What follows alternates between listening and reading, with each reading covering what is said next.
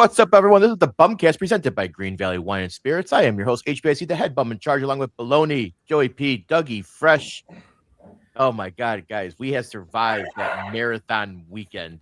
I am burnt the fuck out. That was a long weekend. It ain't easy being part-time podcasters, huh? It's not as easy as it looks, folks. It's not as glamorous as it sounds going to steak dinners and Blackhawk. Actually, it is kind of glamorous. I had a nice weekend, so I don't know what we're complaining about. It's perks of the job. But no, yes, it was a long weekend. We had a weekend full of White Sox shenanigans, coupled by Blackhawks shenanigans, coupled by a Tuesday episode of the BumCast, coupled by a Wednesday episode of the Baloney Show featuring Father. So this train don't stop. So let's go. I'm pumped. Can you guys tell I'm amped? Hell yeah, dude. Oh my God. Yeah. I mean, we had Sox Fest Friday and Saturday. Then we had, and also the 108, 108 live, which that went pretty late. Then Sunday we had the Blackhawks season ticket holder event. Then we had the Hawks game last night. Now we're doing a pot. I'm just like, my body's just a little like, all right, time out. We need a couple days off here, man. There's a lot of standing. Joints ain't what they used to be, and that Friday was coming back off of dry January, and I just went full bore for 4 days straight. Straight back into the deep end. Yeah. Yeah, hashtag no days off. But guys, we had a good weekend. We'll talk Sox Fest in a little bit, but like a lot of Hawks yesterday, man. Like, I want to start like, guys, we had a great season because the story, Dougie, you want to tell actually starts on Sunday with us being at the season ticket holder event, which is at the Museum of Science and Industry. And for those of you who don't know, when you get autographs, they give you when you sign in, they give you a random colored wristband, and then that's where you go into the section of the stadium or the museum and you get autographs for the players and everything. So you don't know who you're getting. All of us thought we had a chance to get Bedard until they went from 4 wristbands to 5, and all the bums struck out. So none of us got Bedard. But Dougie, why don't you tell us your lovely story that happened to you starting Sunday? Yeah. So first off, I got to say kudos to the Blackhawks because that was a fun ass event. I mean, it was a really, really well put together event. So a little early MVP for them. Just awesome year after year. So we're up there, picking random wristbands, and I was able to get there first. And then, Jay, you and Sarah followed. And then Joey and Sandy came in a little bit later. And we just randomly got assigned. Me and Joey actually got assigned together. So what a everybody else was all split up. Yeah. It's fixed. Yeah. Random. Right. Yeah. Yeah. You can hear an audible Jason as soon as he goes, Joey got Greene. He's like, are you fucking kidding me? Like from like 10 people back. And our ticket rep, Nick, actually yelled at me when he hugged me when I was getting ready to walk past him because I yelled out as soon as I got it, I got Greene in front of thousands. Yeah. I'm like, hey, bro, this is a museum, not a library. Yeah. And I will say, I think that's how the Bedard Greene rumor got started, that, like Greene wristband was Bedard, because everybody probably heard Joey yell, I got Greene. Yeah. Just happy to be with Dougie. Now everyone assumes Bedard. Yeah, right. Exactly. But yeah, so we're going through line or whatever. And like Jason was saying, you literally don't know who you are going to get assigned to for autographs in the meet and greet until they literally sit down at the table. So you got no clue. Nobody really knows. I'm sure security does, everything like that. And obviously the Hawks do, but nobody knows. So me and Joey ended up down in the basement of the place with the submarine, which was cool until we realized that there is no phone signal at all. And it'll come into my MVP a little bit later on. I got a nice little story to tell you guys, a little heartwarming story to share. But so my whole thing starts. We ended up with Frankie Nazar as one of our autographs or whatever, and we're going through the line and everything like that. And I was lucky enough, I have my Frankie Nazar 100-year centennial jersey, and I brought gold marker because I thought, hey, you know what? That thing's got the gold trim. I think it's gonna pop nice and crisp. So I was super excited about that. I brought 3 jerseys. I brought a Bedard, my Lechinov, and the Nazar. That And guy's still on the team. motherfucker, you know. Continue. Anyway, You villain. man, had to fuck with me. So anyway, you know, we're getting towards the front of the line or whatever, and I remembered, I'm like, oh man, I got my Frankie Nazar hat on, and for anybody that doesn't know what it was, it was a hat that our guy Jose Kickflips and Thrips he made for me custom, 101, 202, because I already threw one on the ice or attempted to at the Bedard hat trick a while back when I was with you boys. So anyway, the hat says "Get Franked," has 91 on there, and then on the side it has our Chicago Sports Bums Blackhawks logo with the not the Freddy Krueger, the Jason old school mask. Yep. And so we're getting through the line or whatever, and first thing, like all the guys were super talkative. Frankie, I'm like, hey, what's up, Frankie? And I hand him the gold marker, and right away he's like, dude, gold on gold. He goes, this thing's gonna pop. And then he started signing it, and he goes, yep. He goes, this thing looks awesome. And then he looks up and sees my hat, and he goes, are you fucking kidding me? Like there's kids around, you know. He's like, are you fucking kidding me? He goes, that's awesome. He goes, I want one. I'm like, I can get you one. I'm like, no problem. I'll get you one. He goes, cool. He goes, we're trading. Now, I have no clue what that means. We're trading. That's all he said. He said, we're trading. I'm like, I start talking to him. I'm like, hey, you know what? I can go down by the bench, yada, yada, for warm-ups. And I can toss it to you. Meanwhile, security behind him is like, hey, we got to keep this line moving. I'm like, he's talking to me. Like, I'm not, we're trying to negotiate here. And either way, he gives me the head nod, and we're like, cool. I tell you boys what's going on, and I'm like, fuck, okay. I'm like, got to plan this out. Fast forward to yesterday. We had a beautiful dinner planned with our buddy Greg from Maker's Mark. And we were going out to Gibson. What is it called? Gibson's Italia. Yeah, Italia. And I'm like, as much as I wanted to be there enjoying that delicious food with you guys, me and Joey made it to like appetizers, and we had to bounce. And we had to sorry, I had ice in my mouth. We had to bounce because I'm like, I can't miss this opportunity, because after this game, there isn't another home game until like the beginning of March. So like, I don't have a choice. I have to get this done. Otherwise, it's going to go out of sight, out of mind for him. I'm like, it's fresh in his brain from the night before. I'm like, cool. So me and Joey get there, and all of a sudden last night, as you guys know, was a sellout crowd, or damn near close to a sellout crowd. It was a sellout. It was packed. It was packed. So all along where the Hawks bench is at, I can't get anywhere near him. I'm like, I nothing. I'm holding up the hat. He ain't paying attention. I end up getting to basically what would be like the ramp, the top of the ramp. And I see that there's an opening in the glass. He starts skating towards me. And if anybody knows anything about me, I can be a loud individual when I need to be. You don't say. Don't, yeah.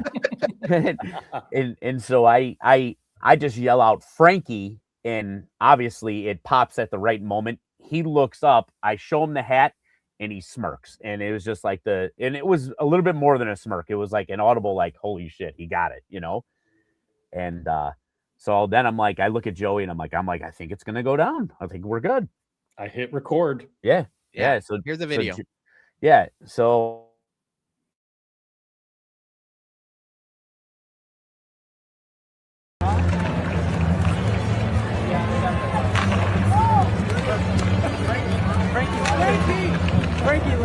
Frankie, let me get a stick! Frankie! Oh, shit.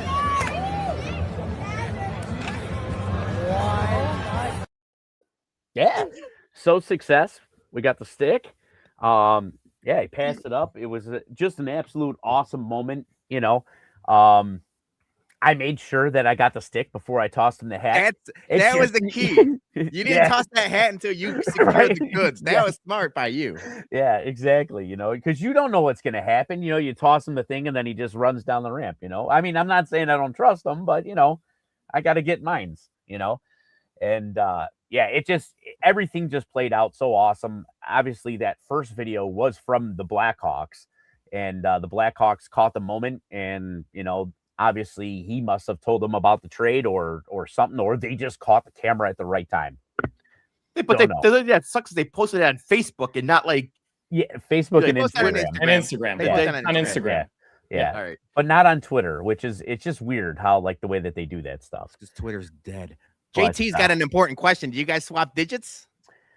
I can't say here nor there. I mean, there may have been a bum's business card in there. I'm just saying, you never know. So if we end up with Frankie Nazar on as a guest one night, how it went down, baby. So, but no, I mean, it was just a cool moment. Obviously he was excited to get the hat. I was excited to, get a stick. So, I mean, it was awesome, man. I mean, it was just a great cool trade story. on your part. Yeah. Just monetary value wise. Oh, yeah. Yeah, big time. So, and I just love how the people in the background, they were like, "Oh my God." Well, didn't you say somebody said give it to a kid? Yeah, the guy next to me or whatever, and you can see it in the video or whatever. He kind of starts shoving his kid into me a little bit or whatever, and he goes, "Give it to a kid, man." And I just looked at him. I was like, "Nah, this ain't a fucking foul ball, idiot." Yeah, right. I'm like, nah. Yeah, this was a transaction. This wasn't just Dougie shouldering out some kid to get a stick, man. This is a transaction. You want a stick, kid? Go get a hat made up that he wants. Right. But yeah, no, I mean, it was just a magical something, the way it transpired and within 24 hours and everything. It was just awesome. worked It was out perfect. awesome. Yeah, it was a really, really cool thing, man. And then, like I said, for the Blackhawks to catch it on camera and then, post it on their socials, it was above and beyond. It was really cool. Yeah, so you guys did miss out on a nice little steak dinner, but I think that you got a good consolation prize. Man, that steak was pretty fucking good. I know. I thought about it myself. I'm like, I'm not a hockey guy. I don't give a shit about that steak, but that steak was good. Yeah. the Australian grass-fed filet. Dude. Yeah, me and Joey were walking out, I just saw people getting their steaks delivered, and I'm like, I looked at him in the elevator. I was like, if this fucking shit doesn't pan out. Well, so we went out with our guy Greg from Maker's Mark, and we were going to Gibson Italia. I was planning just order some pasta. I was like, let's let him do the first order and see how what price range we're going. I was for happy, here. We're going because we didn't know. Obviously, we knew we were meeting Greg, and we didn't know how it was going to play out. But I was like, I would have been happy with just drinks and some appetizers, and we just all go to the game together. But he's like, no, he was very gracious. So MVB Greg, first and foremost. And I think we got some fun things planned. We can't necessarily say what's coming, but you guys could probably put two and two together with our, baseball season and things like that. But yeah, once he said Greg, once he ordered the $90 steak, all bets were off. So, let's fucking go. Okay, cool. I almost did the Jeffy's Wagyu on that one, man. I almost, but I didn't want to, It was Jerry, it was delicious Maker's Mark. Maker's Mark that we will be actually, you know what? It's not even a free ad because we have a Maker's Mark store pick presented by Green Valley Wine and Spirits. So it all comes together nicely. Greg's been good to us from Makers, so we all had a couple 2-3 Makers at dinner. Yeah. The moment that I kind of thought or knew that it was fair game was when he was like, "Hey boys, what do you think about a couple appetizers?" And then rattles off 5 appetizers. And it was like, all right, a little bit of everything. It's gonna be a good night. Yeah.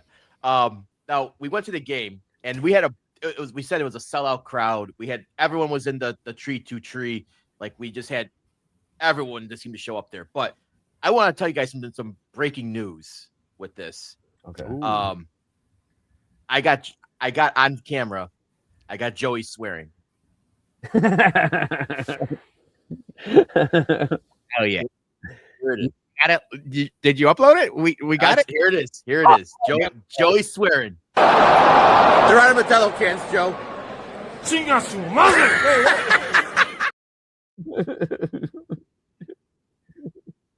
I forgot. Yeah, they ran out of Modelo cans. And if you play that again, you can hear me say, "Wait, what?" Yeah. I gotta go straight to confession on Friday, Jay. Thanks, brother. We found the one thing that makes Joey swear: running out of Modelo at a Blackhawks game. So I guess kudos to us. Yeah, I mean, dude, we were doing some work on those cans, man. It was like every time we were going up there, 8, you know. Yeah. But yeah, I don't know if you guys noticed this too. Jerry actually spent some money at the United Center. In the 300 level, they put big giant televisions in the concourse now. We noticed that right when we got up the stairs, and those weren't there all season, right? No, those were brand new from last weekend. Were you like, are these new? I'm like, they look new, and like they're gigantic screens. I'm like, that's gonna make the like the in-game product way better. So credit to Jerry or the Wirtzes or whichever cheap ass owners, actually ponied up the money for those. It's probably like a Samsung deal. They didn't really pony up the money, but yeah, it's good. No, I was talking with Joey. I had the perfect theory. They just had to wait till after Black Friday. They got them all at Black Friday. They just had to get them delivered. That's all it was. Yeah, I just hope that Soldier Field is taking notes because they're sorely missing some TVs around Soldier Field. Cash considerations is what they use. They use the White Sox cash considerations money for some TVs for the Bulls. Yeah. What was cool because they put like I would say they're maybe like 80, 90 inchers. They're huge TVs. Yeah. They're like right above like the concession stands. Yeah, they're not like cheap like 40, 50. They're like maybe I could say even 90 or 100. They're gigantic. Yeah. But they put two right next to each other in the concourse, and then like one's got the game on and one's got stats. Yeah. So you get like live in-game stats too, which is kind of cool. But finally something in 300 level that's been sorely missed for a long time because you walk around to get food, to go bathroom, whatever, you miss stuff. Look at you giving credit to Jerry. Yeah. Not 1 week after you were bumming him for construction that he has nothing to do with. Wait till the end of the show. I'm gonna. Here we go. Yeah, that's, you know what? I spoke too soon. The one thing that I was hoping as we were walking up to our section I was like, man, I hope they upgraded our TVs too, but they didn't. Nope. They did not. Those would have been nice. Those would have looked sexy over there watching 4 different games, but it's what it is. Yeah. But Blackhawks got a lot of goals, got a win. Everyone went home happy, and it's good night, good weekend. And now, before we get off the Blackhawks talk, we're gonna play a quick ad in a second. But now, I don't even care about the hockey necessarily, but we're not getting bumped for Monday nights anymore because they're on like a 5 or 6 week break, right? Yeah. So we're back on Monday nights. No more puck bumps. Yeah, Olympics start on Monday or on Friday. And I also don't even know if they finished the stadium for hockey. They could be playing outdoors. They were as of 5 days. It was like 5 days up. I think it was like as of Sunday they were still building the stadium.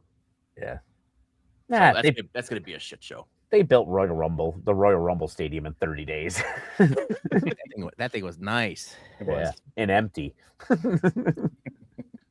It looked empty as fuck. Those lights didn't do it any favor. The lights were not helping. Yeah. All right, let's play a quick ad from our sponsor. Yeah. Green Valley Wine and Spirits in Bolingbrook is your one-stop shop for all your liquor needs. Since their remodel, they have increased their bourbon allocation, they have an expanding portfolio of popular additive-free tequilas and mezcals, and for you beer lovers, a great craft beer selection, plus some rare and vintage stouts. And before you leave, stop by their tasting bar and try some of our exclusive Bourbon Bum single-barrel picks before you take one home.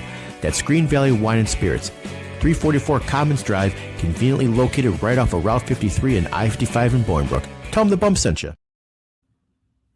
And you can get this new barrel pick from them, from Penelope. It is the light's shining on there. It's toasted rye. Ooh. Me and Peter, we did the review on this. This is a very, very nice bottle. Solid. Penelope. Yeah. So head over there, get one of these. I think we're gonna have to do some single barrel raffles. We buy a single barrel, and we'll get you some nice little prize. Whoever buys the most single barrels. So Yeah, that's delicious. yeah. Penelope has been doing really good things for a really long time. The last 2-3 years, they've been really ramping up their whiskey, both bourbon and rye game. And those store picks are really good. So would recommend. And we're not just blowing smoke up your ass because it's not our pick. It is a single barrel pick. We necessarily didn't pick it, but it's good. Yes.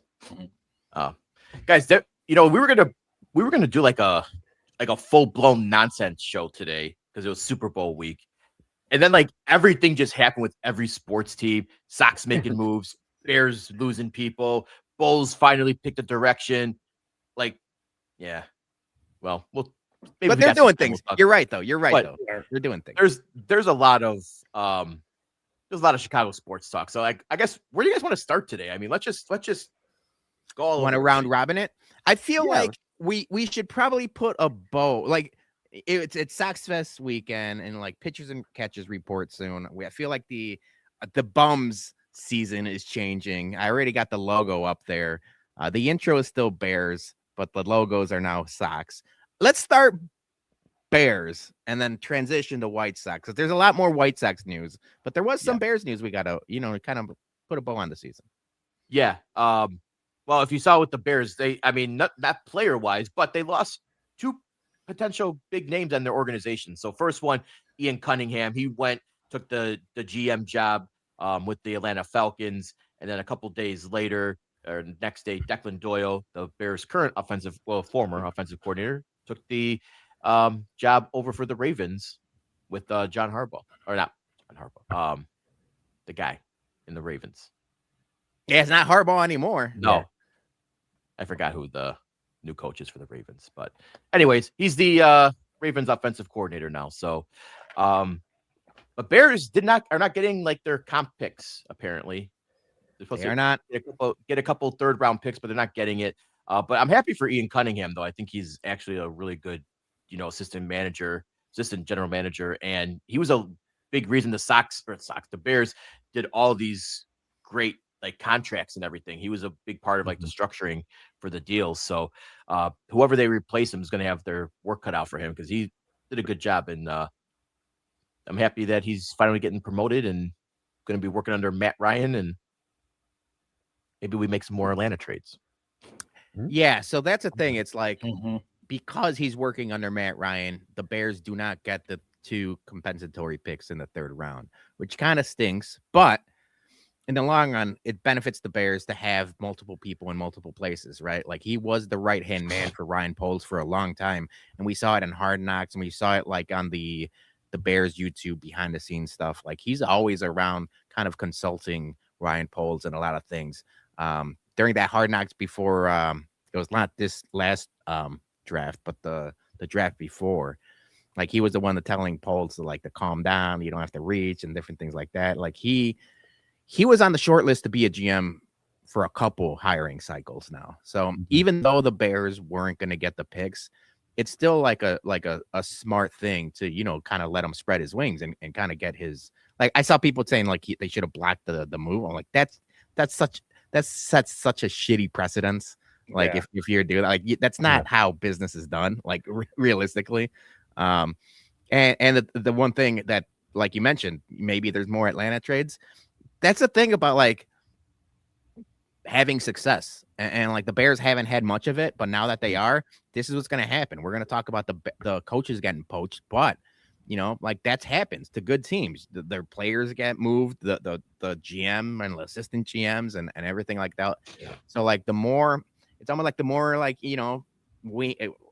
what do I want to say? Maybe like leaves are out there, like like now you have relationship with the Falcons, you have a relationship with like the OC in the Ravens, so like you could pick their brains. That's how like the coach from the Rams, obviously his coaching tree is like ridiculous at this point. Like every new coach that's getting hired is a Sean McVay, under the Sean McVay tutelage. But those talk to each other, and that's how you have success, right? Like that's how like Sean McVay, as much as we hate Matt LaFleur, he was under Sean McVay's tree and be like, hey, how can we beat the Bears? You're not telling me like the Packers didn't consult the Rams, or like, even if it's just like a 20-minute phone call, like, hey, what did you see? How can we do this? How can we do that? That's what good teams do. And hopefully the Bears are on their way to being a good team for a long time. So where they have those, like roots everywhere. That was the one thing I was just going to point out. Maybe it's just recency, but the Sean McVay tree seems like it grew fast. Like it blew up faster than I've ever seen like a coaching tree blow up. So the thing about Sean McVay's coaching tree is he's had success. Like for the longest time, it was the Belichick coaching tree, right? And like besides Mike Vrabel in Tennessee for a little bit, the Belichick coaching tree kind of stunk. Like everyone when they left Belichick, they would all just fall flat.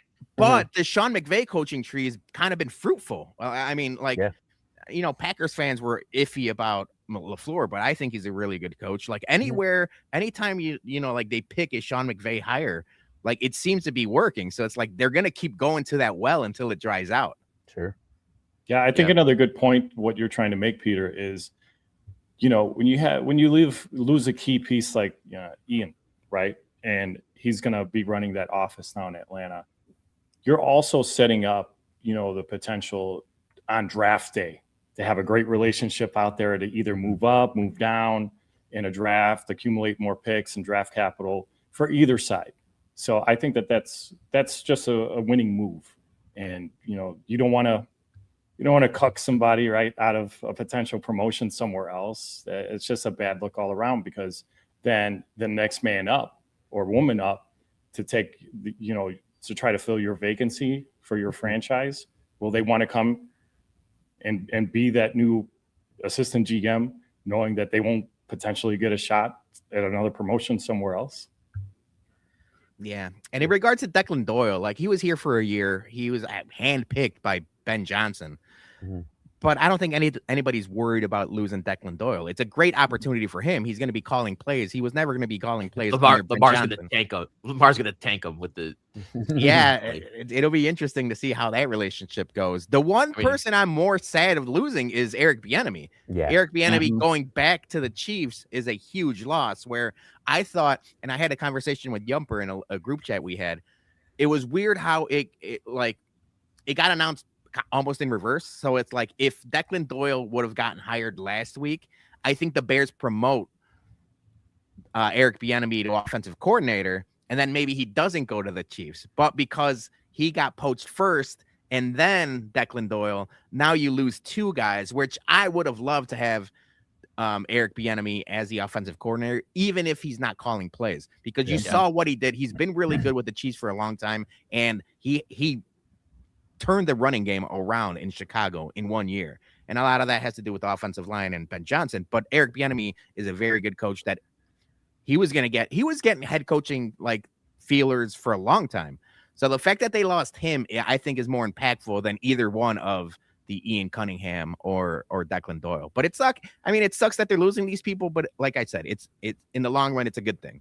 Yeah, I mean, Declan Doyle's only going to be 30 years old, never called plays before. I personally think, he probably would have benefited another year learning under Ben Johnson. Yeah. But, hey, if they're dangling the carrot and some more money, who am I to say don't take that bag, right? So just hopefully you don't have Lamar tank your first job as offensive coordinator. And then. But also, like, if you are going to be a play caller in the NFL, wouldn't you want a two-time MVP as like the guy you're calling plays for, as opposed to all these other jobs where it's like you never know? I think Lamar still has it. A lot of people are out on Lamar. Well, yeah, but he was also like arguing with like Harbaugh and Monken too. He didn't like the way. Well, yeah, Todd Monken getting hired is crazy. I don't think Todd Monken is a very good coach to begin with. And Harbaugh, obviously, like, yeah, there's rumors that Lamar kind of got Harbaugh out of there, and like.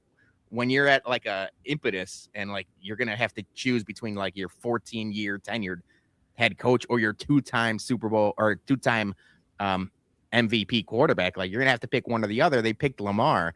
Yeah, it kind of stinks. But if I'm Declan Doyle, that's a pretty nice fucking toy to be running. It's a nice sports car to have. Yep. Well, other than that, Bears with Bears news, stadium talk. Sylvie had a good thing where he says. He looks like the Bears are ready to up and go out, get up and leave and pack their bags if the state doesn't play nice by the end of the month. Sounds like Indiana's willing to build everything for them. And McCann's like, wait, we don't have to spend money we don't have? Holy shit. But long story, he said that the Bears still want to stay in Illinois. They still want to build in Arlington. They're just asking for a little help from the state. And meanwhile, Indiana's, about to put them in their cup chair if they don't play ball, because that's gonna be a hard pill to swallow. Like if you're, the people in the state in Springfield, and you're the ones who let the Bears leave because you guys got fucking greedy and didn't compromise on anything. Yeah. Whatever they do, just fucking do it. I'm over it. Yeah. Just 3 years, something. 3 years wasted, Yeah. man. Just 3 do years something. fucking wasted. Yeah, and joke. I think that has a lot to do with it. To go back to what you're saying about Sylvie, and like the Bears have been trying to work with, like the village of Arlington Heights and the state. And if both sides don't want to work with them, and there's a lot of people are out on your boy Kevin Warren, but like if no one wants to play ball with them, you know what? He's gonna have to go somewhere else with someone eager to play with him, because like they're rolling out the red carpet in Northwest Indiana. If I'm the Bears, I would take that deal in a heartbeat. It's very similar to the Cowboys deal, which Sylvie said. And it's like you're basically going to be leasing the stadium, but you're in control of everything, the booking, the revenue, and everything like that. And to be honest with you, like I mentioned selfishly, it's closer to me than Soldier and Arlington Heights. So it's like nothing changes in my eyes, but a lot of people are going to be unhappy. The other thing too is you got to look at the perspective of Arlington Heights. Arlington Heights as a village, they still have to accommodate their residents. They still have to worry about their homeowners, everything like that. They know that if they bring that stadium in there, they're going to be dealing with none but headaches from people calling in about this, calling in about that. And on top of that, when the Bears want them to go ahead and do like their infrastructure and everything like that, and pay for it, that is a ton of money. I mean, that is a ton of money. I mean, just to give you an idea, like I'm working on a project right now that is probably about like a 6-block project, which is minuscule of what it would be. And it roads and water mains. And we're looking at like $1.8 million just for like those couple of blocks. Million? Yeah. Oh, that seems cheap. Yeah. In my head, I would have thought right. like, but no, half a million. But that's just replacing water main, some curbs and street. You're talking about building everything from the ground up. Not only do you have to look at what they're going to have to put in the ground, you're going to have to trace that back and upgrade all that stuff. I mean, they're going to have to put in a water tower. They're going to have to put in, I mean, it's a lot of stuff. And if they put all that burden or a lot of that burden on the actual village and city themselves, they just can't do it. But that's where like the state comes in. And like, absolutely. The state is the one that, state. Yeah, that's the problem. That's like it'd be easy for Pritzker to go be like, nah, we got you. But no, like the state ain't got no money either. So it's like, what are we gonna do? Yeah, I got 5 on it. I got 5 on it. Good song. Yeah, it is good song. All right, so the first half of our crazy weekend was at Sox Fest, and I mean, we might as well talk some Sox as well, because they were making some news. What do you guys think of Sox Fest though? I mean, like, I thought it was You can be honest. Yeah. Let's be honest here. Yeah, I thought Friday was a lot better than Saturday. Saturday was kind of rough. It was tough. And let's start here. I don't think much of the blame goes to the host or like the venue. Right. I thought that was fine. And that's not me saying Ramova because it's like, oh, we're buddies with everybody. But Friday was awesome. I thought Friday, if you're a season ticket holder, I think you got your money's worth, or at least for Friday, got your money's worth. Obviously, free drinks, free food. I thought the programming flowed a lot better to where like they had the Q&A and like they had like the entertainment with the magician or mentalist, whatever you want to call it. Yeah. And like it was entertaining enough, and like everything kind of flowed on Friday. For some reason, once Saturday's doors opened, nothing was happening. And I talked to a lot of people there, and people were frustrated that like it was just a lot of standing around, unfortunately. Like, and if you're not there to like get like a specific player's autograph or listen to like Chris Getz talk for 30 minutes, then like you have like really nothing to do there. And it's unfortunate. Like the reimagined Sox Fest Live, I think has a lot of potential. You've seen parts of it work. Last year, I thought was a way better overall product than this year. I thought it was more entertaining. You had fans interacting with the players on stage. I know Missy and Joey and Sandy, you guys were a part of that. Like there was just a lot more back and forth. And then the upstairs was open to the public last year. This year, unfortunately, the public couldn't even go into the loft because it was like the media row thing. So it was like it just condensed everything to the main room. And for the longest time, it was just either a DJ playing or a band playing. Like if I'm going to Sox Fest Live, I'm not there for live music. Like I'm there to hear a player or even a live podcast or something that entertains you. I'm there to see the White Sox. And unfortunately, it just wasn't there on Saturday. I think Friday was great. And if you weren't a season ticket holder fan, it's just a tough break, man. Yeah. No, go ahead. No, I was just gonna say. So I wasn't able to go last year, and I wasn't able to go Friday. Saturday was very underwhelming. As you were saying, it wasn't. It was the layout, and it was the lulls in between everything. Like they introduced the players and everything like that, and then they're like, "Oh, we'll be right back out. We just got to do a quick set change, and we'll be right back." And it was what 45, 50 minutes in between that. Yeah. And they were playing songs. I mean, I give the DJ credit. DJ was keeping the vibes high, everything like that.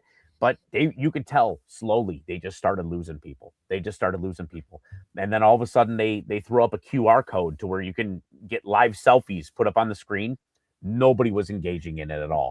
It was the same 4 photos that just kept changing. They were from Friday night. Yeah, were they from Friday night? Yeah.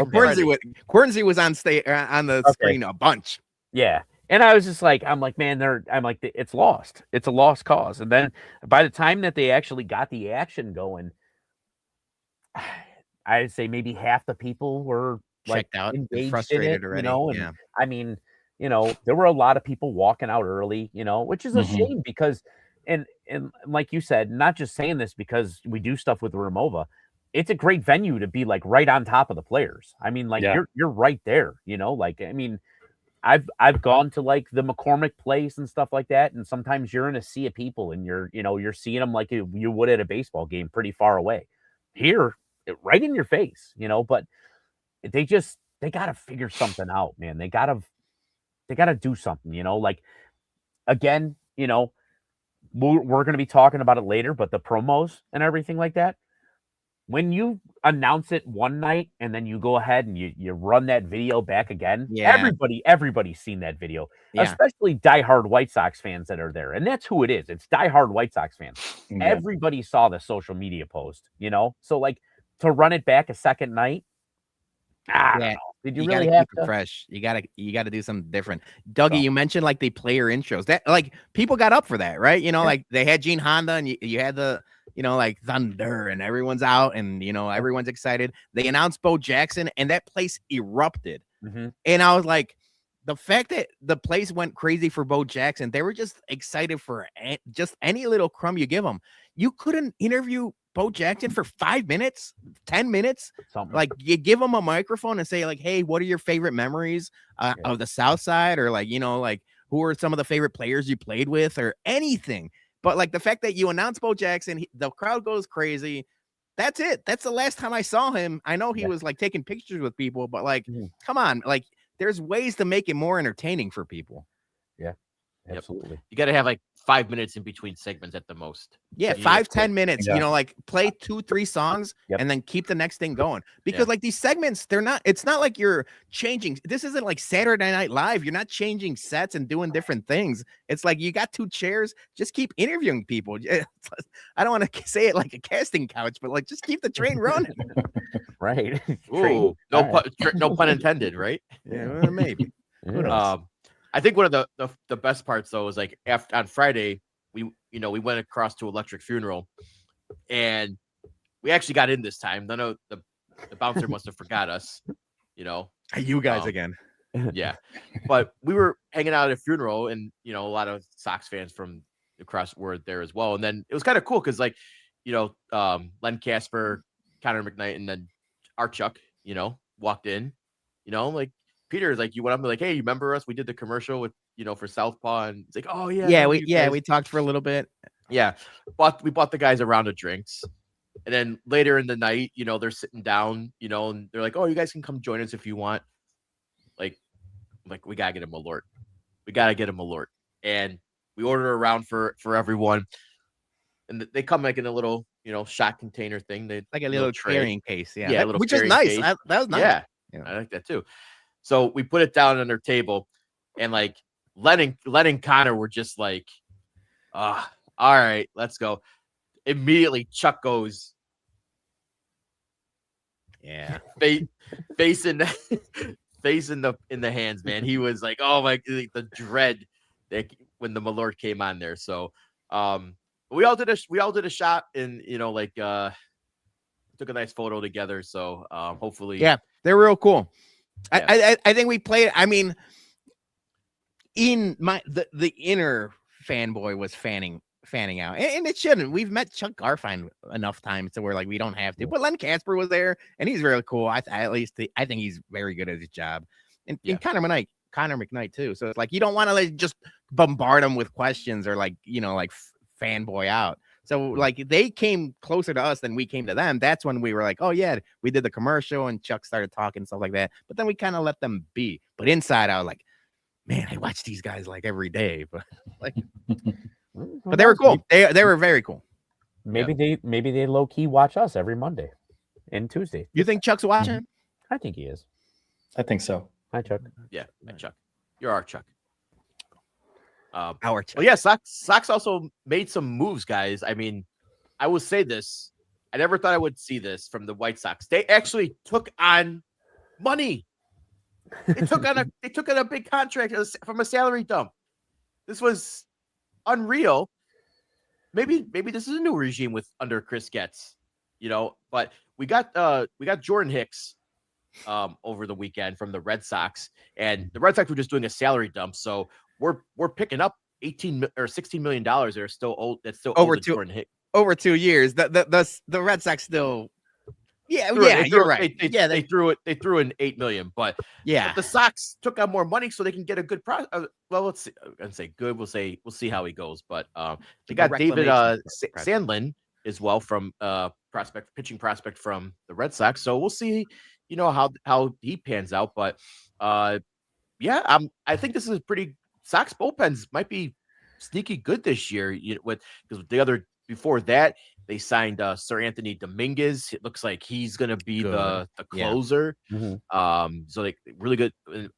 Beginning of the offseason, they got Sean Newcomb. Now, Jordan Hicks. Is he going to be setup guy? They're going to put him in the rotation, stretch him out? Possibly starter. Who knows? Yeah, starter. Who knows? Possibly cut by July, according to Beef Loaf. The people are up high. People like the reclamation project. Like, he has the stuff, possibly has the stuff, but he's been all over the place the last 2 years, kind of stinky. But, the White Sox have a good track record with, kind of, fixing these type of guys. So I'm not all out on him yet. But it is like, I don't want to say credit to the White Sox just yet. But they said they're going to spend the money that they saved on Luis Robert, and they're kind of doing it. Now, I know a lot of people would argue. I know my guy Herb Lawrence was kind of pissed off over the weekend that like I think his quote was like, "Don't confuse activity with like success," because like all of these moves could turn out to be garbage. Right. But at least it feels like Getz and company have a certain vision and they're kind of executing it. Did you have to get rid of Luis Robert to spend some money? Probably not. You probably should have spent some money even with Luis Robert. But the fact that they said they were going to and then doing it, not bad. Baby so steps. Not bad. Yes, exactly. It's almost like the Ocean's 11. You gotta walk before you can crawl, and then they're like, no, reverse that. We all would like to see them reversing that. Keep Robert and then just trade other guys that you're not gonna that aren't gonna be here. But and sign people, and they did. They also signed Austin Hayes as well. So, got a 1-year deal for him. So outfielder. Outfield, but he's a professional ass outfielder. So it's like, okay, like the defense in the outfield got a little bit better. So it's like, okay, it's maybe they're not going to be hot garbage, just garbage. They have a plan. The one thing that we got to keep in mind here is just because they didn't buy the $80 steak, they're also spending, $5 on $80 worth of cheeseburgers. You know what I'm saying? Like they're taking that money and they're distributing over that many more players, so they don't have to pay, because if they paid Luis Robert, they'd still have to pay these other players. So they're still not moving the needle for me. Even though they're spending the money, they're not moving the needle for me because they're doing what they're said they did, but it's also kind of like a gotcha, in my opinion. We'll see how it pans out, though. Yeah, I think the moves that are being made, and like I just said a minute ago, they have a plan. I'm okay with the plan so far. I mean, we're still full rebuild mode. Hopefully, our salary structure, whatever, will be allowed to spend on free agents when we reach that tier of the rebuild mode. We'll be able to spend. But I think that the plan that's in place right now of acquiring a lot of young talent and just serviceable players, like Jay, like you just mentioned, who we just signed for the outfield, I think it's going to be still something that we're just going to have to be a little bit more patient about. Yeah. And you got to figure, like, hand up, I was pissed when Chris Getz got the job. He said, failing upwards and Nepo hire, the White Sox way, the White Sox way, and everything like that. But knowing how handcuffed he is, and like he's still trying to find creative ways to work within the handcuff system that is Jerry Reinsdorf, right? Any other GM doesn't have to go through these hoops and presentations to sign like Murakawa and like kind of do all these different things. But Getz is kind of figuring it out and kind of working on the fly though. So that's where like Jerry O'Sullivan saying like Getz might be an evil genius. He picks up Robert's options knowing that that's the only way JR would give him the money. If he lets him walk, JR wouldn't pony up the money. So it's like it's almost like he's working within a broken system, but he's at least trying to work as best as possible within the constructs of like the handcuffs and stuff. That's like when we were at 108 Live, like when they had Brooks Boyer on stage and my Sox Summer asked them like about having to convince your boss to sign a superstar, and then he tried to put with the analogy, well, if you're going to buy a Mercedes Benz, you're going to just buy it, or you're going to ask your wife for permission. Yeah, it's not really apples to apples comparison, because if I'm talking about it, like I want to buy a car, yes, I'm going to talk to my wife about it. Like I'm not just going to go do it. But also, this isn't Chris Getz and Jerry aren't like on mutual level, right? There's a hierarchy, right? So the owner should let the GM make the best moves for the team, and you shouldn't have to be convinced to sign a superstar. That's the thing. Like if I get told no, I can't buy a car, it's one thing, but I shouldn't have to convince that this is something we need. Like if the car's broke down, I need a new one. I shouldn't have to do a PowerPoint presentation on why I need to get a new car. Like we're gonna get a new car. Simple as that. And that's the Sox. They're a broken, rundown car. They shouldn't have to be convinced to spend money for a new one. So my thing with Brooks Boyer is I don't believe the bullshit, but I still enjoy the show. Like I thought he was great. I thought he was great, but you got to take everything with a grain of salt. Yeah, that's what I'm saying. Yeah. I don't buy the bullshit, but I enjoy the show. We'll let the 108 guys recap 108 day, but we were there, and I thought I gotta give credit. Shout out to my Theos. I know I love them all. I told Jacob this. I thought he had the best questions to both Brooks Boyer and Sammy P. I was like my Sox Summer doing the hard hitting journalism that kind of was stumping people. I'm like, holy cow, this is good. So shout out MSS. Yeah, you know what? I think Gabriel was out government naming them all day long on the internet. So yeah, I called him Jacob. My apologies. Yeah, I'm obsessed is becoming the new age Geraldo Rivera out there on the streets. Yeah. No, he had really good questions. Jerry's vault. When Jerry's gone, he's gonna open up Jerry's vault. Zero money. It's gonna be a box of Cracker Jacks with the prize missing. Sox designated Brian Ramos for assignment. What was your favorite moment of the Brian Ramos era? When we used to pretend he was part of the 108 family. Yeah. I got to share that moment on stage with him at Sox Fest last year. Yeah, you were. And we took a picture at Sox Fest last year with him. He was a handsome gentleman. He was cool. He was teaching me the stretches. Yeah, he was teaching you the stretches on the stage, and then we talked about. I don't think I told this publicly. He's gone now. We were speaking in both English and Spanish to him, Joey, and he was talking about how he likes going to the playpen in the summer in Chicago. So I'm like, yeah, that doesn't surprise me. If I was a Chicago athlete, I'd be at the playpen too. All day long. I did think it was funny. Like everybody was giving like people bullshit about jumping on the Orioles bandwagon, and now Ramos an Oriole. So it went like full circle. Oh yeah, he got signed by the Orioles. Right? Yes. Yeah, he got designated for assignment. No one picked him up, and then they trade him to trade him to the Orioles. All right, shout out to Celeste Spaghetti. You got another one.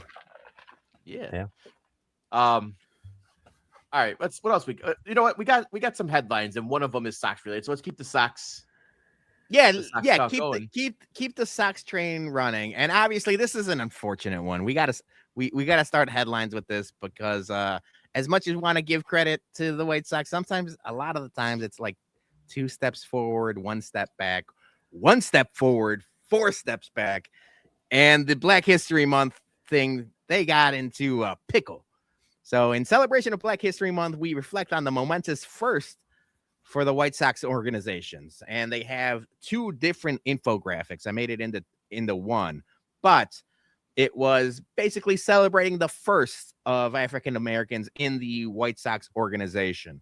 Granted, I saw people defending the White Sox saying like, well, this is all about first. But regardless of that, the fact that you don't have the best player in your history of your organization anywhere near it, except for one little blurb under Kenny Williams that is on there 3 different times, is such a bad look, man. I mean, we can't defend them for this. There's no reason to defend them for this. I don't know who to blame. You know, like people are like, oh, Jerry's so petty. I don't think Jerry's interested in infographics for Twitter and Instagram. It's got to be someone on either the social team or something. But it's just a bad look because it's like, it's so avoidable. It's such a thing. It's almost like, you know, when I do the Whiskey at Comiskey, you know, schedule, and a lot of the times I have like a typo or two, and I'm like, hey, can you guys revisit this? Or Jason, I'll send it to you and be like, hey, check for typos or something like that. Somebody's got to double check and triple check these kind of things. Yeah.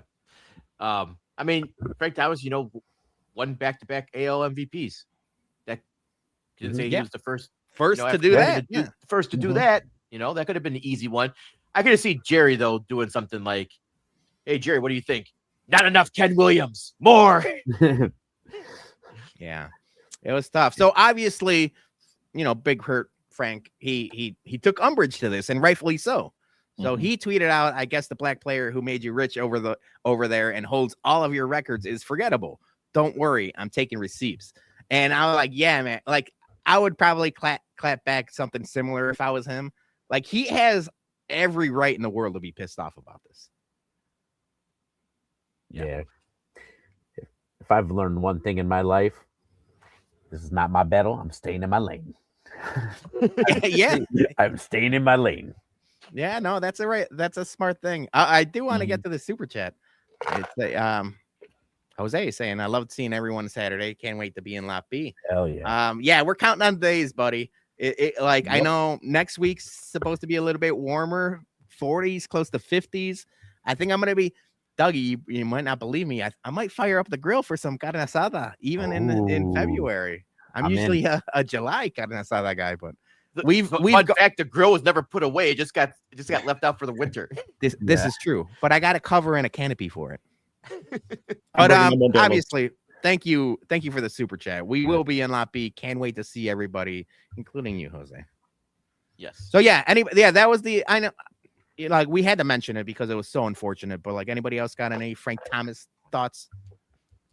I think they'll maybe try to do something, to reconcile it. They'll give him like a special. They'll do like a separate post or something sometime this month, and it'll be blatant that this is just them trying to cover their ass and play nice. But it sucks. Again, we always say you got to have young people in the room. Yeah. Because you need an old person in the room for that. In this situation, you need an old person in the room.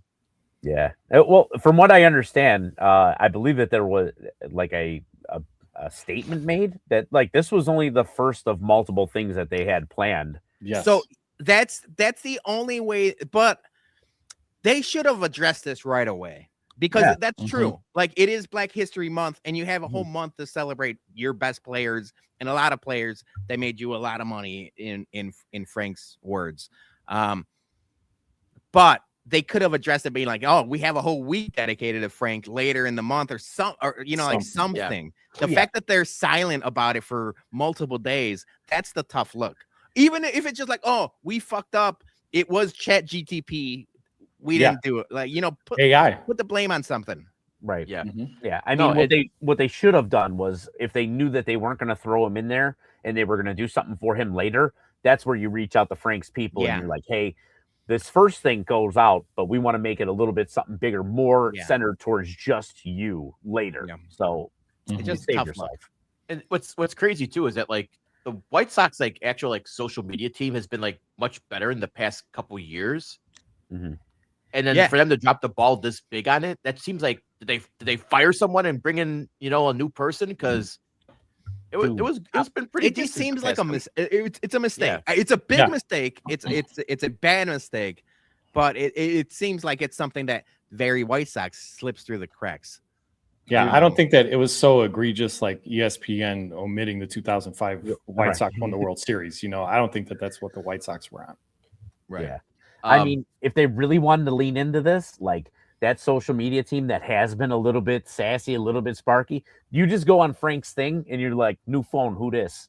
Like, clap back a little, like just make it fun or something, Yeah. I mean, he ain't going to take it that way, but, Yeah. How are you coming back from this as the White Sox organization? We got Rob in the comments. Hockey stick story started off the show. So first, 5 to 10 minutes of the episode was the hockey stick story. So stay with us for now. We're going to talk a little bit about the White Sox giveaways in a second. But yeah, stay with us for now. I know people are saying next for the headline, Peter. Maybe Missy for the social. Yeah, she would probably kill it. Yeah. A little lighthearted White Sox talk, and it's more our speed. I mean, it's everyone in this screen right now. Wheelhouse. All right. Ready for it, baby. Yeah. White Sox are adding bidets to the clubhouse.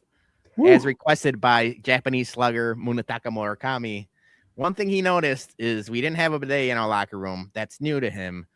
I was like, okay, that's new. We can do that. Chris Getz is cooking right away. Get this man a bidet. And not to be outdone, Winston-Salem Dash said, we're getting bidets too. So, from, minor leagues on, White Sox are clean asses. And I said, it's the Deion Sanders thing. Look good, feel good, play good. You can't be feeling good and playing good with mud butt in the middle of July heat. So the fact that our White Sox are going to be using, bidets now, all good things. So I said hammer the over on win total. Sources told me that Chris Getz actually had to do a PowerPoint presentation to convince Jerry to buy the bidet. And it's like, they didn't buy the expensive ones with the remote controls and the seat warmers that they're opposite. They just did the Amazon ones that you plug in the water line and it's just like a little squirt. So it's like All we right, got to Jerry. see which kind of bidets they got. All right, Jerry. I'm gonna need you to drop your pants and sit down. You have to trust me for this one. It's a try before you buy. Right, Do you right. want the good stuff or do you want the cheap shit? But I yeah, just hope I was just gonna say, like, I have to, Scott Merkin was kind of the dude that busted out this story. I was ahead of him on it. I broke this story that the White Sox were gonna get bidets a month ago. You know what, Dougie? Credit to you, Yeah. and you know what? You didn't make a loud enough stink about it because I know. you predicted that. Yeah. And it's like whenever I get something right on the BumCast, which is rare, I'll go back and clip it and show the world, like, look at me, I was right. I won't say anything about whenever I was wrong, but you nailed that. We got to put that out there in the world. That was a good prediction by you. Yeah, I did one subtweet. It's because of that rookie prospect. He had the big ass muscles. I was like, zero chance he's wiping his asshole. So I was like, they're getting bidets. Also, Sam's in the comments. Why use the John Boy tweet? Lame. Are people out on John Boy? I don't know. I mean, I know Merkin was the first one to Me? post it, but like that one had all the info on it. So I don't know. Let me know. Are people out on John Boy? Yeah. Is there a running list of things I need to be told I'm out on? We got to figure it out. But yeah, bidets, good for the White Sox. Yeah. So speaking of what's going to cause you to use those bidets. Yeah. So we might need some bidets in Lot B because I said I'm bringing one of these in Lot B with like a generator and we're just cooking White Castle sliders. But this is at an airport. And you guys travel more than I travel. This is from Albert Breer. Sam, let me know if Albert Breer is out. We're out on Breer too. But are you guys fucking with this at an airport? You're traveling to Vegas. You got some sliders for the road? No, because all this is, it's the frozen sliders that you can buy at the grocery store, right? There's no way that there's a guy in there making them fresh. Although that would be kind of cool if there was. Would be. Have a little cubicle with a little grill and fresh sliders coming up. But these are all just frozen. They're going to be reheated, in their little packaging or whatever, and then they pop them out. You're not going to get the real thing. So, also, if you bring it on an airplane, you're a fucking asshole, bro. That's what I was just gonna say. Like, Yeah. I don't know about you guys, but I don't even fuck with chilies too. I'm not eating anything that may like produce a dookie on the plane. Like it just ain't happening. I know what White Castles do. They don't affect me kind of like how they affect everybody else. I'm a little different. Built different. I'm a little different, but I just can't do that. I can't risk that factor. Like that dude, like I'm leaving for Turkey in 12 days. I'm mortified thinking about a 10-hour flight and not being able to poop. Hell yeah, take a crave case for the road. Yeah. I'm with you, Dougie. Like White Castle, especially the jalapeno cheddar White Castle sliders are fantastic. I'll knock those on a flight. I have no issues because it doesn't affect me till the next day. Right. It's like I'm not going to be blowing up the plane. I'm going to be blowing up the hotel room the night after or the morning after.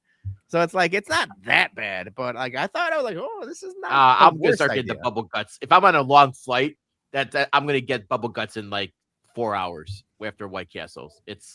There's a very small time frame. See, I'm not that instantaneous. The thing that I'm worried about a lot is burping because after White Castles, Onions, those burps, dude. Those burps roll. Good call by Jerry. There's no pickles on those sliders. I'm out. You gotta have the pickles. No, I'm anti-pickle, baby. No. Yeah, on sliders. I don't like hot pickles. Not a hot pickle guy. I don't mind the pickles. The onions are the good one. I mean, the little mini shaved onions, the dehydrated onions that are basically not even vegetables. Those are good. I'm not messing with this machine in a freaking airport. Lot B, yes. Where's some good places you guys would put this machine? Yeah, Lot B is my first. I'll bring a generator. I'm bringing a generator. We'll slide that thing out of my pickup truck and just plug it into the generator, and everyone could just buy a crave case or two. And Beefloaf was he tweeted my tweet, and he's like, imagine taking a couple White Castles on the way back after a White Sox game. We can be making bank on this thing. Absolutely. Can we franchise one of those things then? I'm gonna look into it. How much can we buy one for and just park it right in front of our flag in Lot B? when I first saw this thing, I thought it was like a photo booth. How awesome would that be? A White Castle booth that also shoots out some photos. What the hell are you talking about? Dude, it'd be awesome. A photo, you don't think a photo booth would fucking not be? Dude, people would be in that thing 24/7. I don't think it would have fucked more than White Castle sliders. No, but think about it. Like after you get the photo comes down the chute and then a slider comes too. All right, I don't mind that. Yeah. I don't know about the smells in there though. Oh man. Oh, no. See, now we got Strip MSS commenting from both accounts. Strip club from my club. account. Yeah, great people would fuck in that photo booth, doggy. Yeah. We'd have to Those are have different Dude smells. Wipe sponsor for sanitizing it. Yeah. Yeah, see, look for the bum flag is out. The White Castle machine is on. I like that. I like it. That is it for headlines. Those are all the headlines we got. We teased. Oh, that's us. We teased that we were going to talk Bulls and Giannis. Bulls made a bunch of moves, but it ain't Giannis. So we give Dougie a hockey minute. Joey P, can we give you 30 seconds on the Bulls? Because we don't know any of the names going in or not. Vooch is Vooch gone. is out. Yeah. Hey, give him a 24-second shot clock. Go ahead, Joey. Go. Giannis, we might still be in. I think all the moves that happened today, we cleared some space. We're actually about 4 or 5 million under the luxury tax right now. So we created space, and I think with all these moves that are going on, especially trading away Vooch, they're going to go for it. But I'm getting the bad vibes like we did as Sox fans for Bryce Harper and Manny Machado. I just fear that they wouldn't structure whatever, extension because he'd be a free agent, right? So he'd be kind of like a rental. So what kind of assets are you going to trade to get him? I don't know. But fingers crossed we can make this happen. We did acquire, Jaden Ivey today. And, he's a nice young guard, high pick. He was a number 5 pick overall. I remember from, I believe, Detroit. He potentially could be a building piece, and he's a restricted free agent this upcoming offseason. So it's kind of like a give or take. We'll see if he can win over a job to deserve that contract extension. Otherwise, you're just going to clear a bunch of a stuff ton of money off the books for next year with all these expiring contracts and second round picks. Sorry, I went over. No, it's good. Last question. I part of my ignorance. That's how bad I've been with the NBA within the last decade. I thought the deadline was today. It's Thursday. It's Thursday, so they got plenty of time to do Giannis. Yeah. Well, because they have a game. They have a game tonight. They're playing right now. They're playing Milwaukee tomorrow, right? They're playing. They're up there right now. But they need. they're right there need now. players for that game. So. Well, that's why we acquired 7 guards.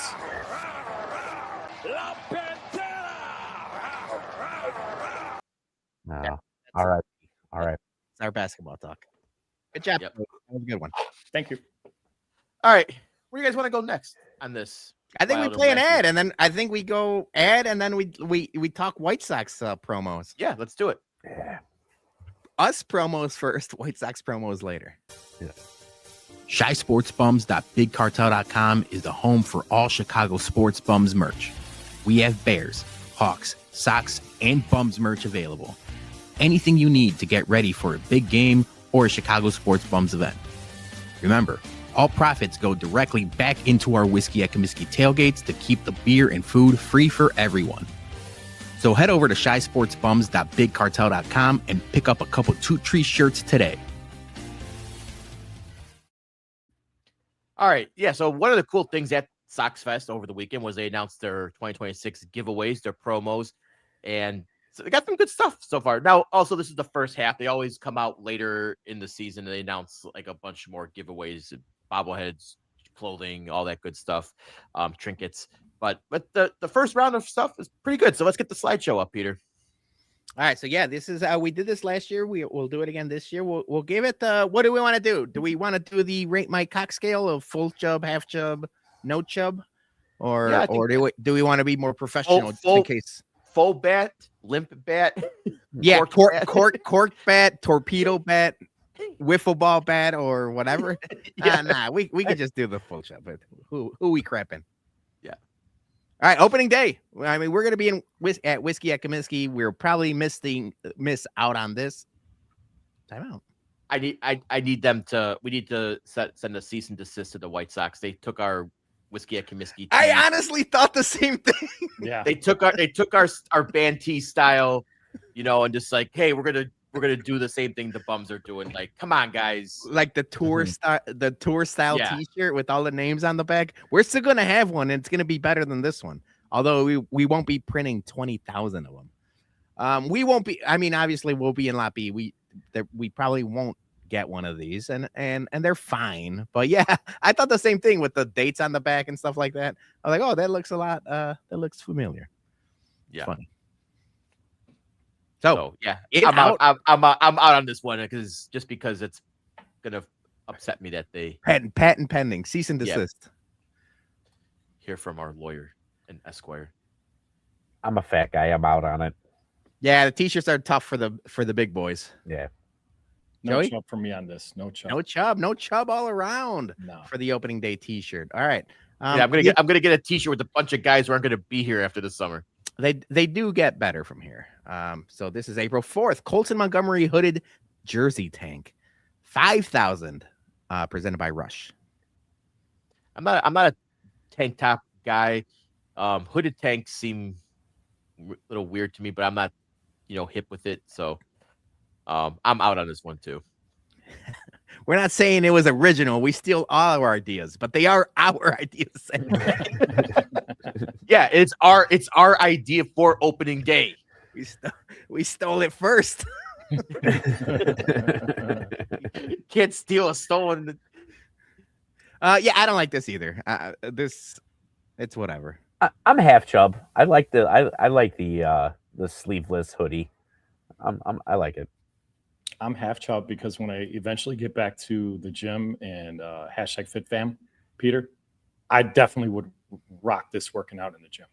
Oh, there it is. Yeah, I this comment from JT makes me wondering which friend of mine wears a medium. Is it time for the Sox to just punt the mediums altogether and just be like extra large and so they 2XL? They do medium and extra large, and the extra large is a little bit bigger, but I think it is time to go large and double XL. I think that would accommodate a lot more people. Yeah. And if you're saying I'm skinny and I'm short, no, you're not. You're a White Sox fan. Arjun is pissed with that comment. Yeah. So I think you're right. Large and 2X would be the way to go. Yeah. My I was just gonna say my Sox Summers in the comments. Ain't no way the White Sox are paying for two XLs. Yeah, that's true. You know that price goes up. They cost more money. Yeah. You're right. I'll wait until just do 2XLs. Know your fan base. They do like 2XL giveaways. They end up being at like Ross Dress for Less or Marshall's or wherever my Sox Summer found them. But they do make extra, bigger sized things. But I think it's just internal. What if we did this? Everything 2XL, and we bring back dollar hot dogs. Everybody can grow into their promotions. There we go. I like it. I like that. All right. So this is a special ticket offer. This is April 4th. Southpaw's 6'7" bobblehead. Oh man, I'm all about all things like Southpaw for a bobblehead, but the 6'7" kills me, man. It's not for you, Jay. It really I know it's isn't. not for me, but I want to like Southpaw bobbleheads. Fuck, man, but they had to make him do the. Can I move the hands or something to make him do that? Maddie wants one. Yeah.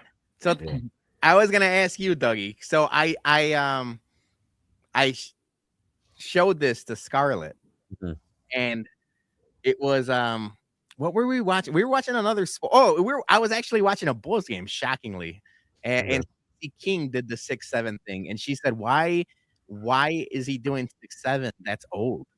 So credit the White Sox for trying to get in on the trend, but it might be too old by the time April 4th rolls around. Scarlett, think of that. Out. I'm still gonna probably take her because I want one. I can put it back here. Yeah. Okay, so everyone's saying in the comments, yeah, this is for kids. I get it. So we need an adult version of Southpaw. So what can Southpaw be doing for us? Is it he's chugging a beer, giving the finger, the arm wave? No, you know what?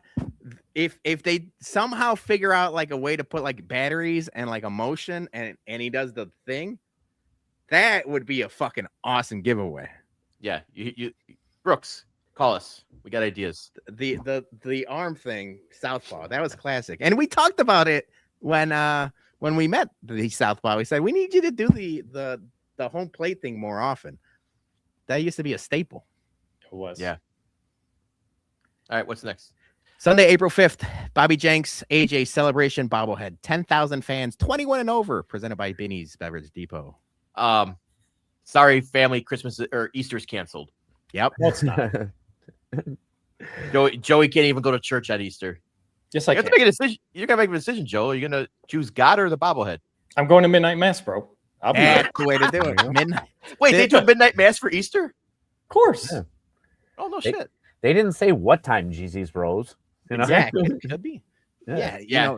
Good call out by My Sox Summer, like that, because they put the Binny's logo on there. Yeah. Kids and teens can't grab it. I was gonna say I kind of hate that because like Madison gets so bummed out when like she goes through the line and then all of a sudden like can't get one because it's sponsored by Binny's. Although I don't know. I would like Binny's to do more bobbleheads so we could get more of them. Like I kind of like it. Selfish. This is the best bobblehead of the Yeah. calendar year. This is the Absolutely. one everyone wants, but this is the one I want.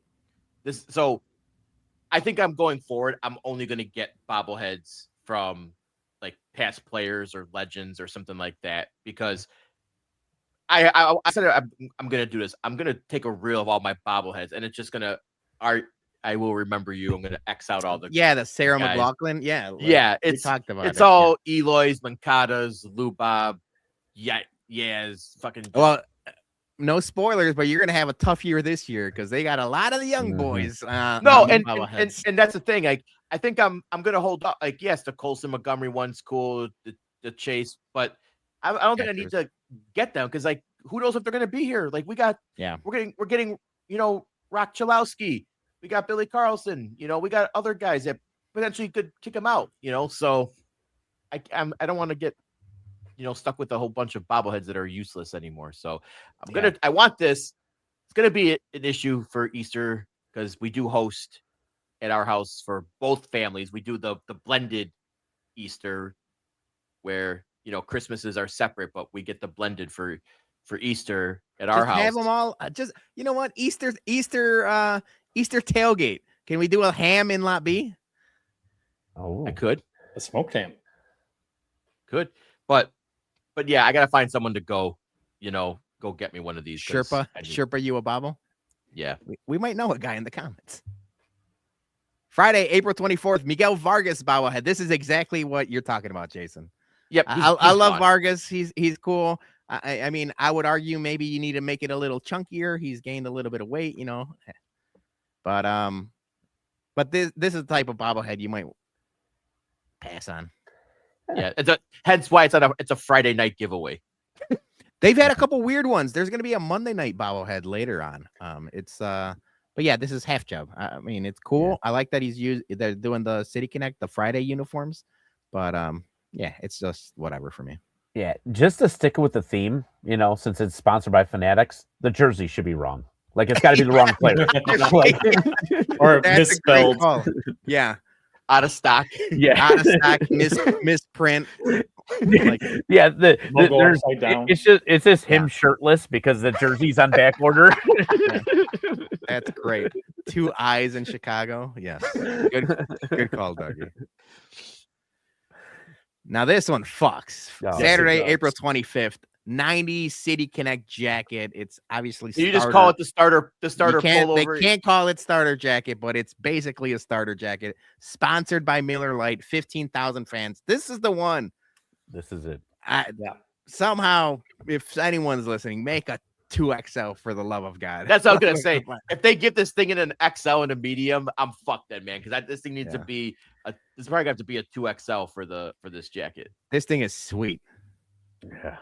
Try maybe to like a large or an extra large and try to pull it over like fat self, man. I will say something really funny. Over at Sox Fest or whatever, I was standing next to the merchandise when we were getting ready to walk out, and they just finished doing the promo thing. And the guy comes over by the thing and he goes, "Is this the jacket they're giving away?" And the guy's like, "Yeah, no, this is like $150, bro." But yeah, this is a good one. Yeah, that's the main one for me this year so far. Since I got 2 months to get to a medium, that's not happening, man. unless someone's paying, unless I do a GoFundMe for liposuction. Yeah. So this is another one of these special ticket bobbleheads, but it's for Star Wars Day, Sunday, April 26th, and it's a Grogu White Sox bobblehead. I've got a theme of White Sox themed Star Wars stuff back here. I've got the Hawk Harrelson, the Chewbacca, the R2D2. I need this one. I need this one bad. My kids are big Grogu fans, even though they don't really watch Star Wars. They know who Baby Yoda is, so I'll be getting this one for sure. Yeah. Oh, it's a good question from JT. Who lines up first, Chorizo or Josh? Well, I don't think they both season ticket holders. So yeah, I don't know. They don't get the special ones. You have to pay for them. And that's one thing that I always had a gripe about. Like they should full season. I'm not talking partial, anything like that. Full season ticket holders should get everything. Absolutely. Yeah, because like you're not going to buy a separate ticket when you already have a full season. Right. Yeah. People do. Maybe they do. They Jacobs and My Sox Summers in the comments. Do they give you the option to just buy the bobble and not have to buy an extra ticket? I know the Blackhawks do that for us. Yeah, right. Blackhawks do it. Yeah. Either way, I want it. You guys are out on it. Yeah, I'm not. I want Star it. Wars. I'll take it. I want it. Yeah. All right. So we'll see you on Sunday, April 26th. So this is the Monday one. He says sometimes. Okay. Monday, a random Monday. That's Memorial Day. There, no wonder. Like, why are they doing a Monday? I thought it was some weird. random Memorial Day Monday. I was doing the slides, and I got to clip the picture and then copy and paste the text. So I'm like, I'm doing all of them, and I'm like Monday, and I just kept going. So no, this makes much more sense. It's Memorial Day. Chase Mydrop, 10,000 fans. I'm out on it. He might not be around for long term, and the mouth looks weird. I like his hair. I like the hair, and I like that, he's always scrappy. He's always dirty. I like that they dirtied up the uniform a little bit. Yeah. I like those little touches that they do.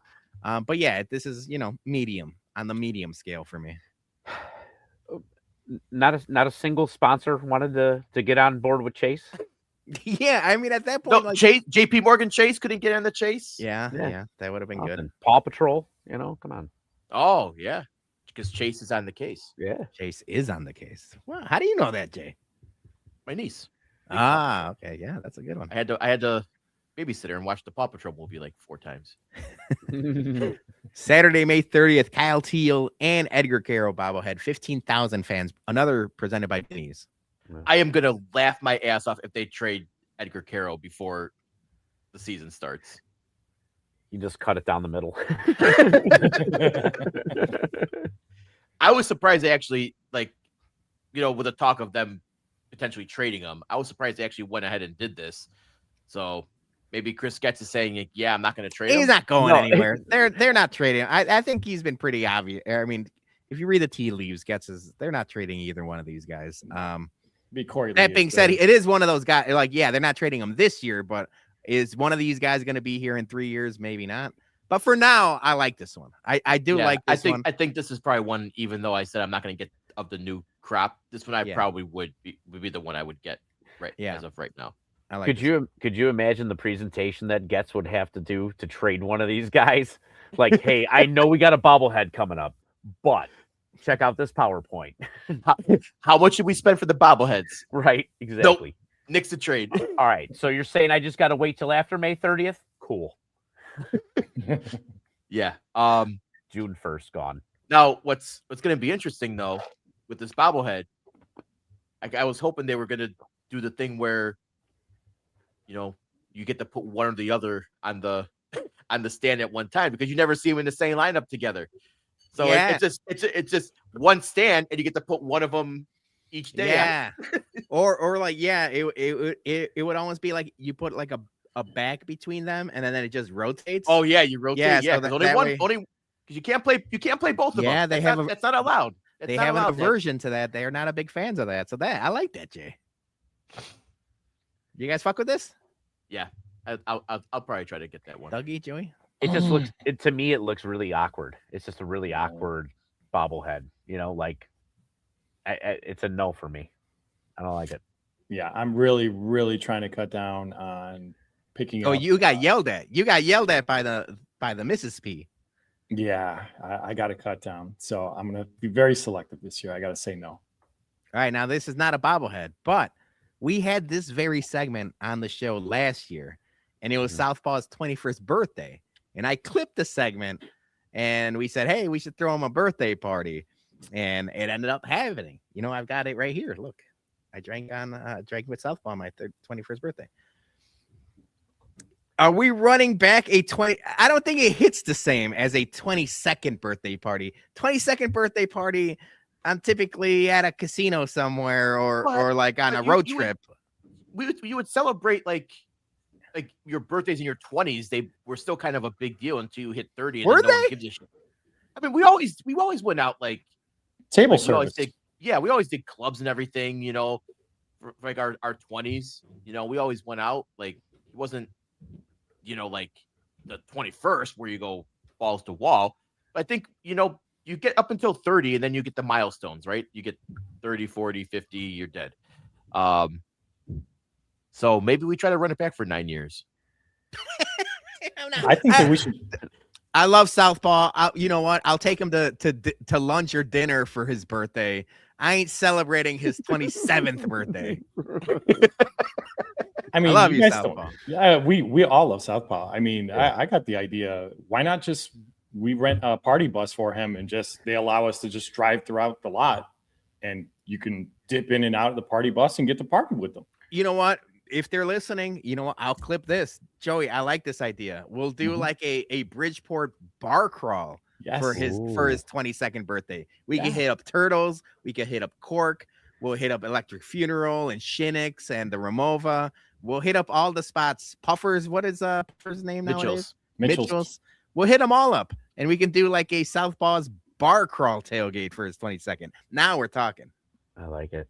Let's go. Yeah. I love this. I love you. I can't express. I'm running out of words to express how much I love this giveaway. It's the homies, big head figure. Friday, June 12th. 10,000 fans presented by Beggar's Pizza. I'll let Joey start it.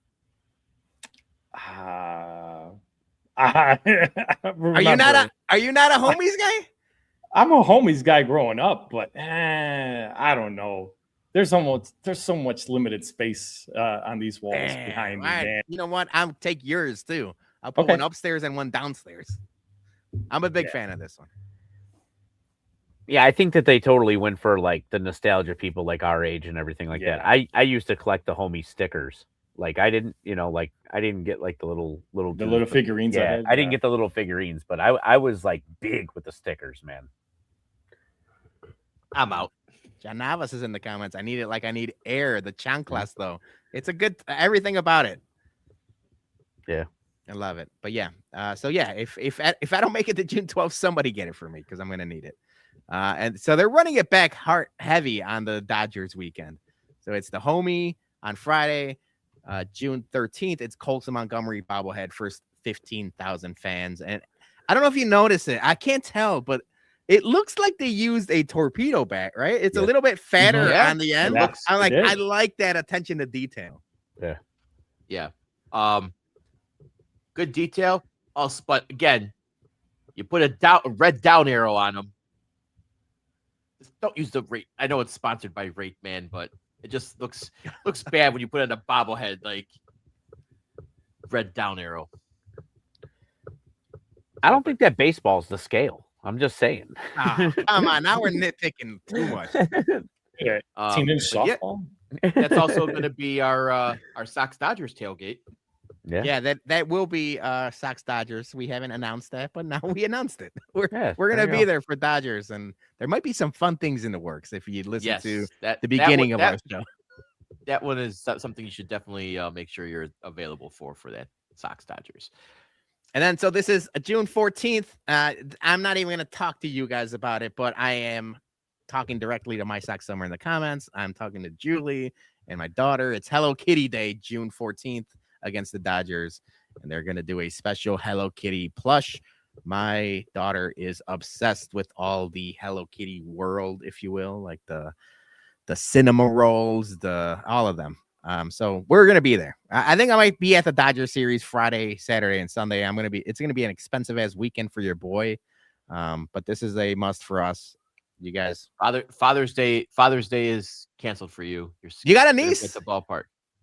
Yeah, but if it was Paw Patrol, I would have to do it, but not Hello Kitty. Or Spidey and Friends. Oh yeah, Spidey and Friends is a good one. She's Spidey, Bluey, and Paw Patrol. Madison in the Hello Kitty phase or nah? No, she's past that. That went fast. I noticed this one doesn't have like a number. Like it's a special ticket event. I should have mentioned that. Oh, okay. All right. It's a special ticket plush. Gotcha. This is June 27th. An homage. People say homage, but it's an homage shirt or homage shirt. Homage. Those shirts are expensive. Like typically if you go online, they go for a good amount of money. So the fact that they're doing an homage shirt for the first 15,000 fans presented by Coca-Cola, that is Saturday, June 17th. Zero chance I fit into this one, so I don't care about this. Yeah. I like this. I just hate the Coca-Cola branding on the sleeve. Yeah, well, somebody's got to pay for them. Yeah, the sleeve right off. Yeah, Joey, you might be the only one that fits it. No, I could fit it, but I know. If it said something like King of Swing, maybe. Yeah, see, everyone's in the comments saying like they're super soft. They're really high quality shirts. Those are the ones that the Angry Runs are. Yeah, the Manungai shirt and stuff. Yep. Yeah. I mean, they really are. They really are nice. So, credit to the White Sox. They're doing an homage shirt, not just like a, Hanes beefy tee. Right.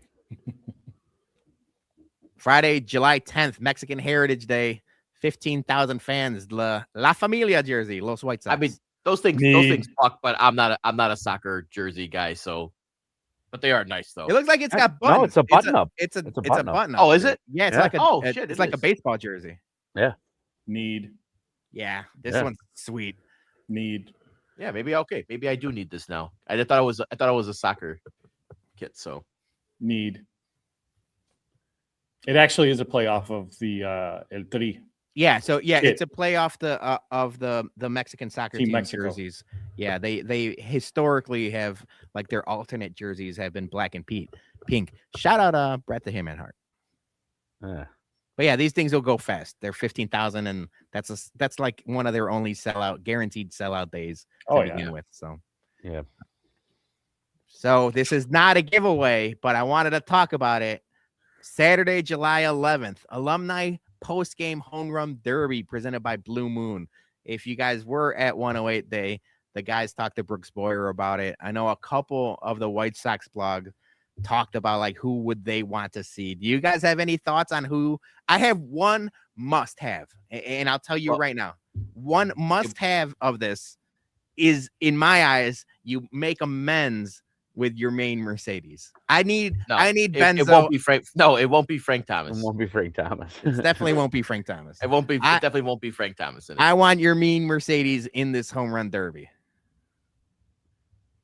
Yeah, I would have before last year and seeing him in Banana Ball said Paul Konerko, but his Banana Ball showing, I had to bump of the weekend for that. Yeah, that was bad. So I don't want to run that one back.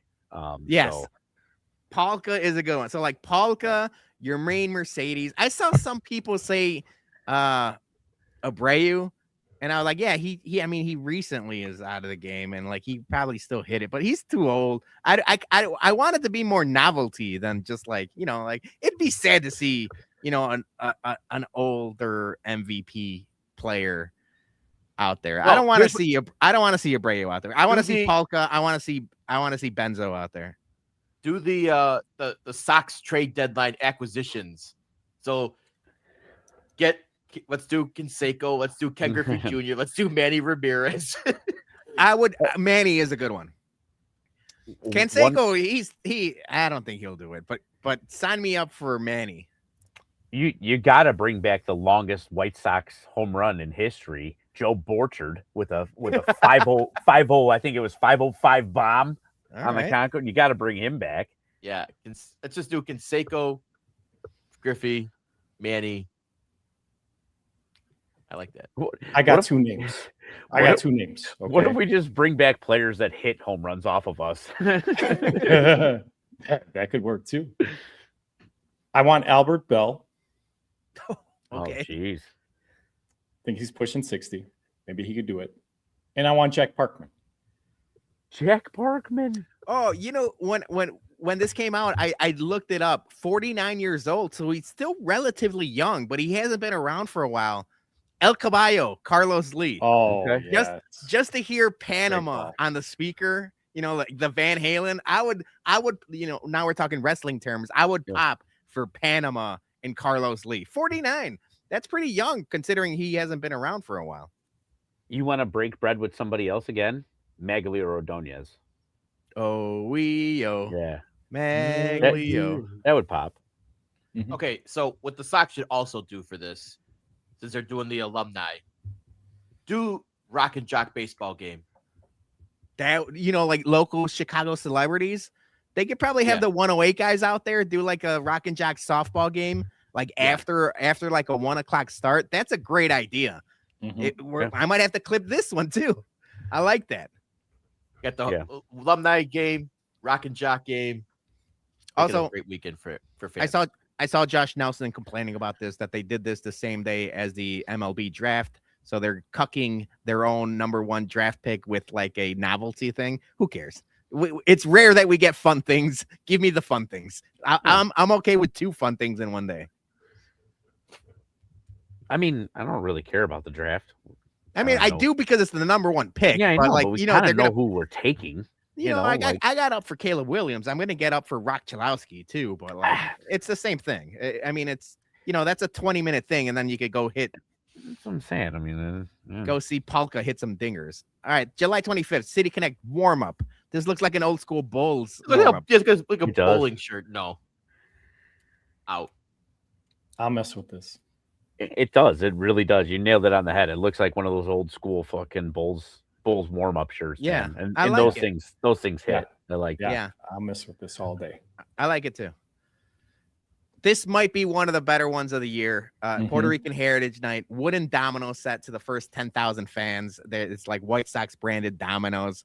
Wait, are they saying that Puerto Ricans play dominoes? Yep. They're not fooling anyone. They know they know their fan base, and that's a great call. I don't want to hear anything different. This thing fucks. I just don't play dominoes, so I got a domino set myself, and I hardly ever play it. So I always think of that. I don't play dominoes. I don't eat dominoes. The Snoop Dogg skit, Domino motherfucker. Saturday, September 5th. Finance bro vest. Get the fuck out Finance of here, bro. How many finance bros show up to a Sox game, man? I would love to know the demographic on those. Give me those numbers. It ain't 15,000 finance bros going to Sox games.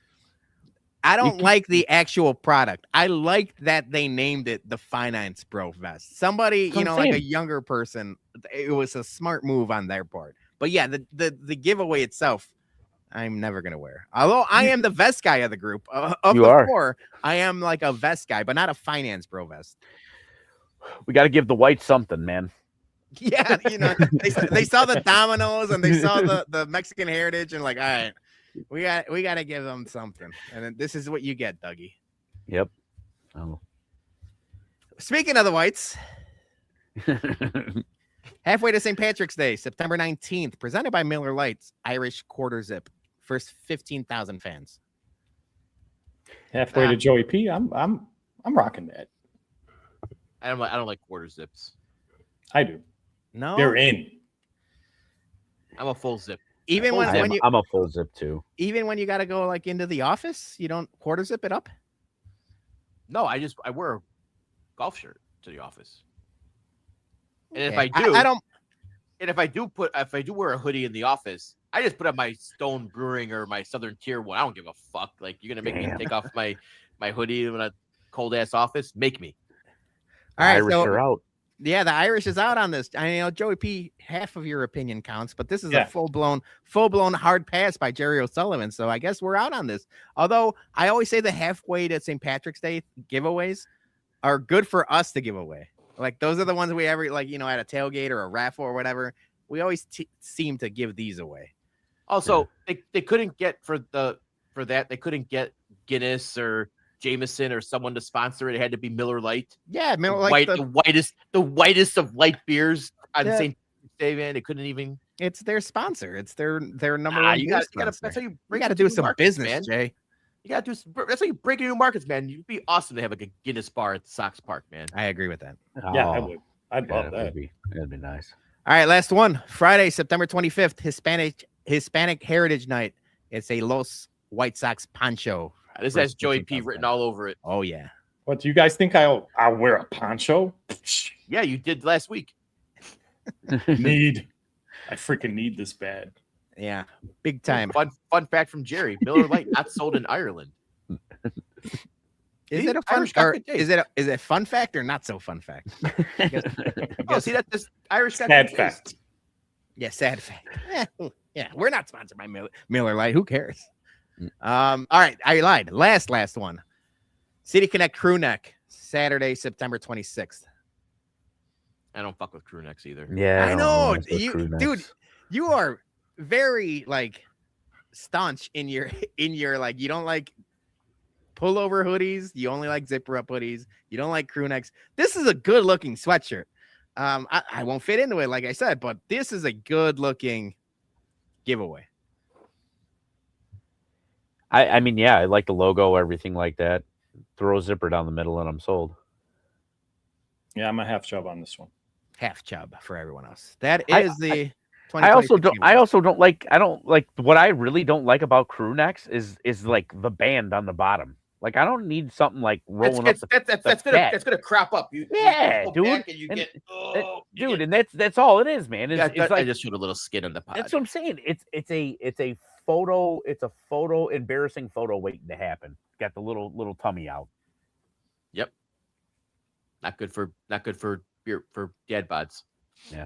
I got the daddest of the dad bods, and I wore a crew neck. It's called fashion. Look it up. Yeah, boys. Oh.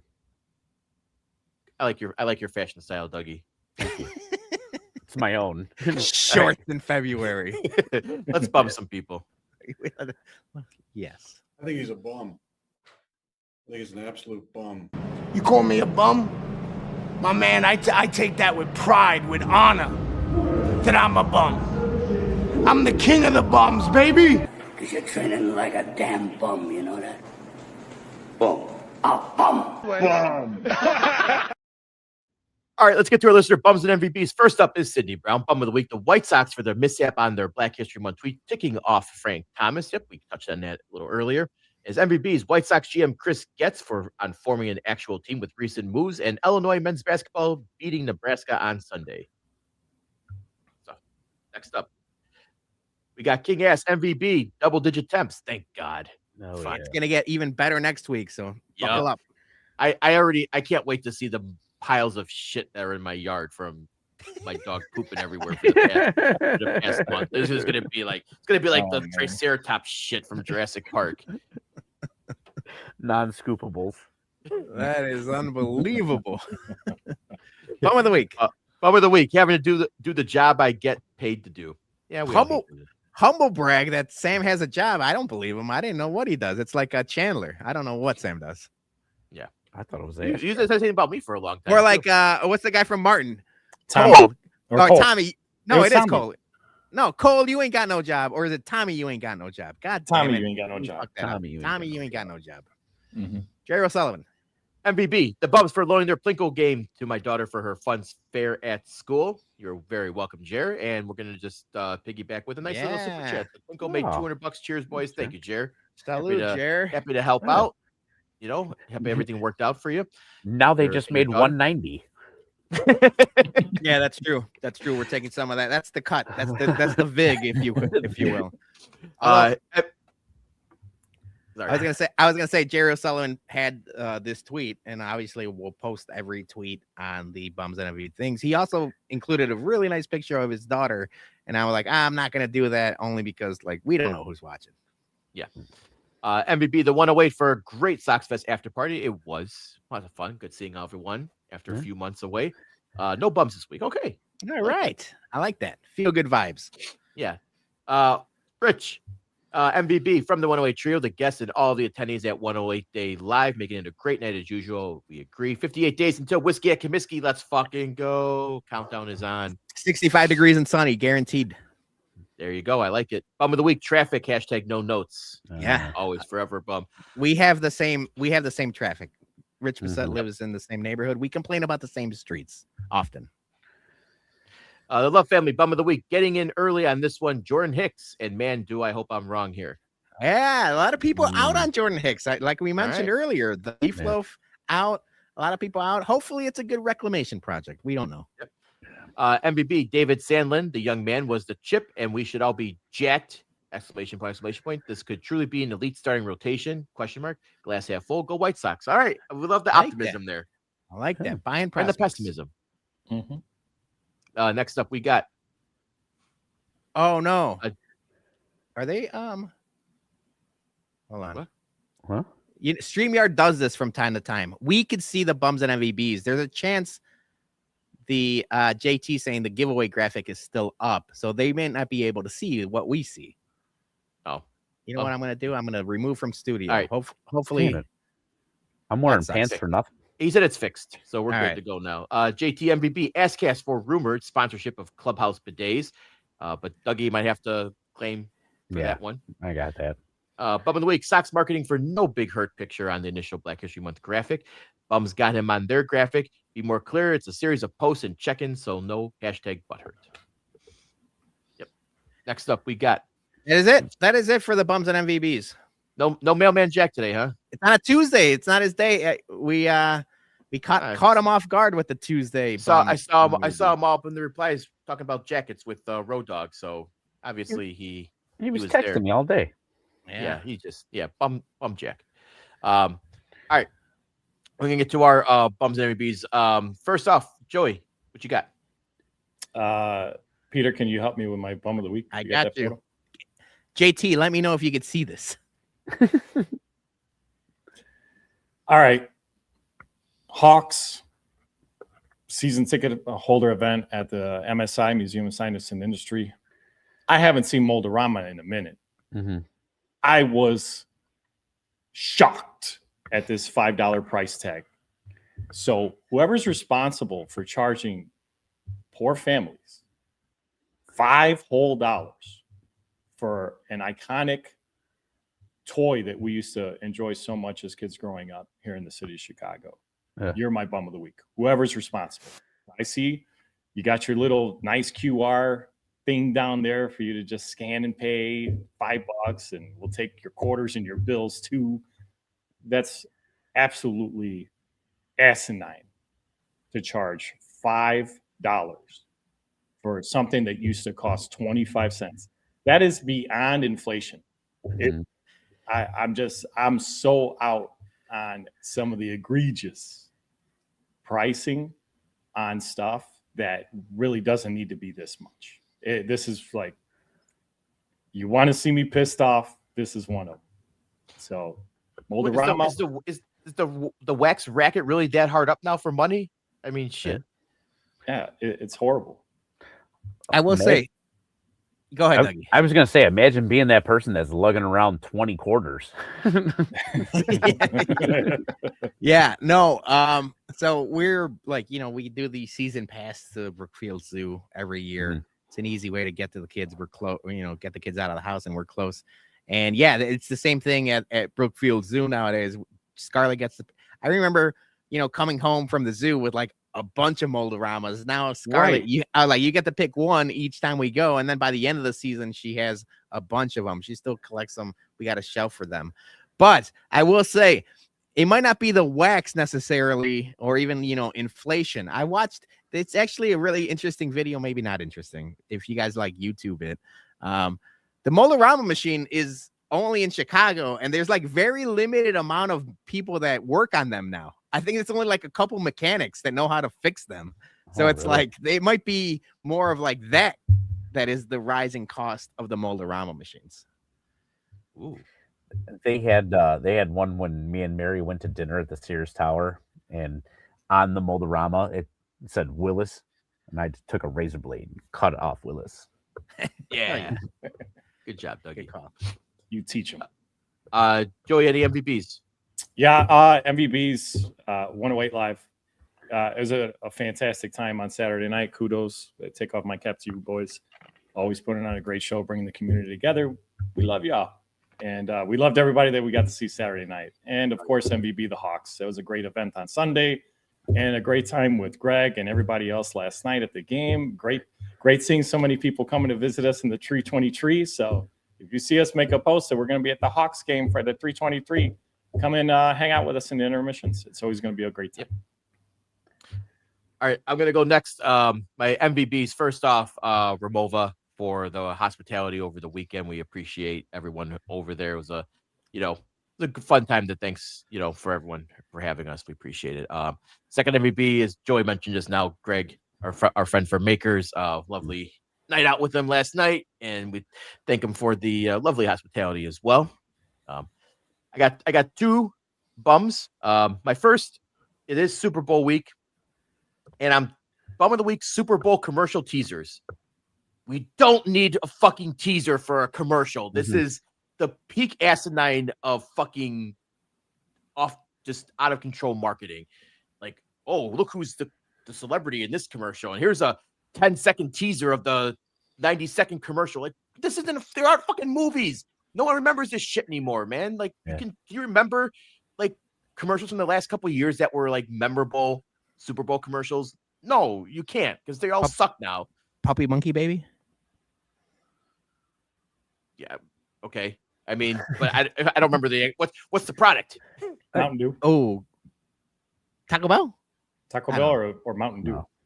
I would say the only thing that I remember of recent was like the Ben Affleck, Matt Damon, Dunkin' Donuts one. Yeah, those are good. Yeah, those are pretty that was about it though. But yeah, we don't need teaser trailers and clips for fucking commercials. Just get the fuck out of here. And my second bum of the week is as mentioned, we were at the Ramova. We were at the Museum of Science and Industry. Bum of the week, stadium prices for non-stadium events. That's a good one.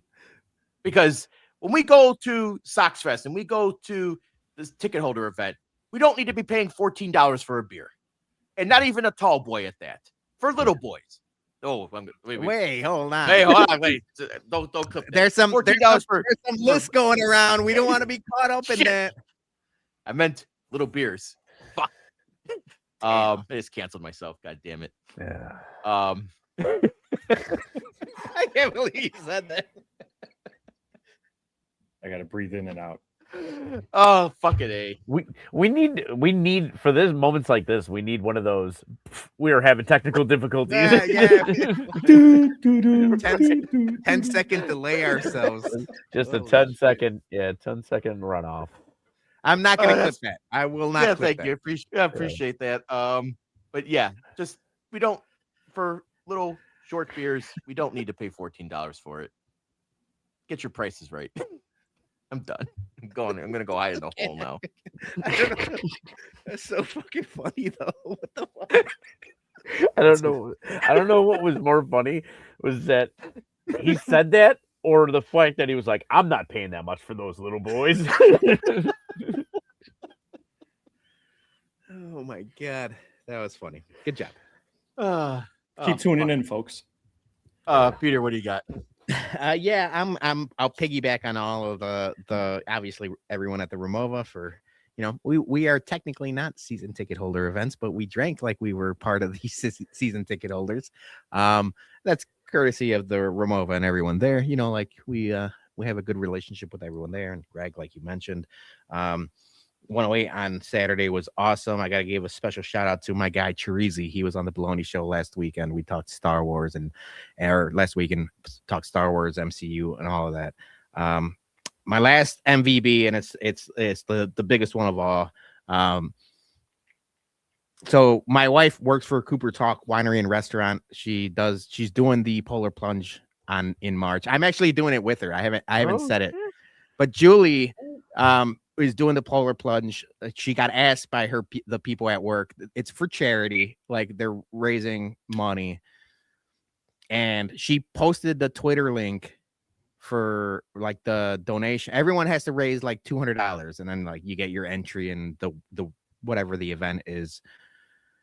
Julie posted on Twitter. I retweeted it. Literally, we got to in like half an hour. Thank you to everyone. I should have put up the names, and if you want, keep donating or donate them. Yeah, I didn't see it. We didn't need like it was so fast, and Julie was like, "Holy cow!" So I want to thank anybody that donated. I know Colonel Bourbon and specifically the fine Southern gentleman, fine Southern gentleman, Colonel. But thank you. I think Brian S. Dom. I don't have everyone's name, so maybe I'll MVB everybody next week. But they donated to Julie. She got to her goal within like a half hour. It was crazy. So I'm gonna do it with her. I think we're gonna make some content out of it. We've done it once before, but I'm excited to do the Polar Plunge. The last time we did it, it was in January. They've moved it to March, the beginning of March. So the water's still going to be cold, but I'm like, thank God it wasn't like, like 15 below zero or something like that. So we're going to be doing the Polar Plunge. So shout out to anybody who donated to Julie's link, and obviously Cooper Talk Winery and Restaurant, because they're trying to donate a bunch of money to charity. So that'll be fun. You'll see my exploits on the YouTube and on the socials. And your bum. Yeah, so my bum. Yeah, my bum is someone we just finished up the tournament of bums. He was part of my tournament of bums, so it's like grand closing, grand opening, back to back to back to back. It's like the Abe Simpson meme. It's Jeff Agrest or Jeff Agrest, however you want to say his name. He's the Sun-Times like media correspondent or writer. He had this list of Chicago sports personalities, media personalities.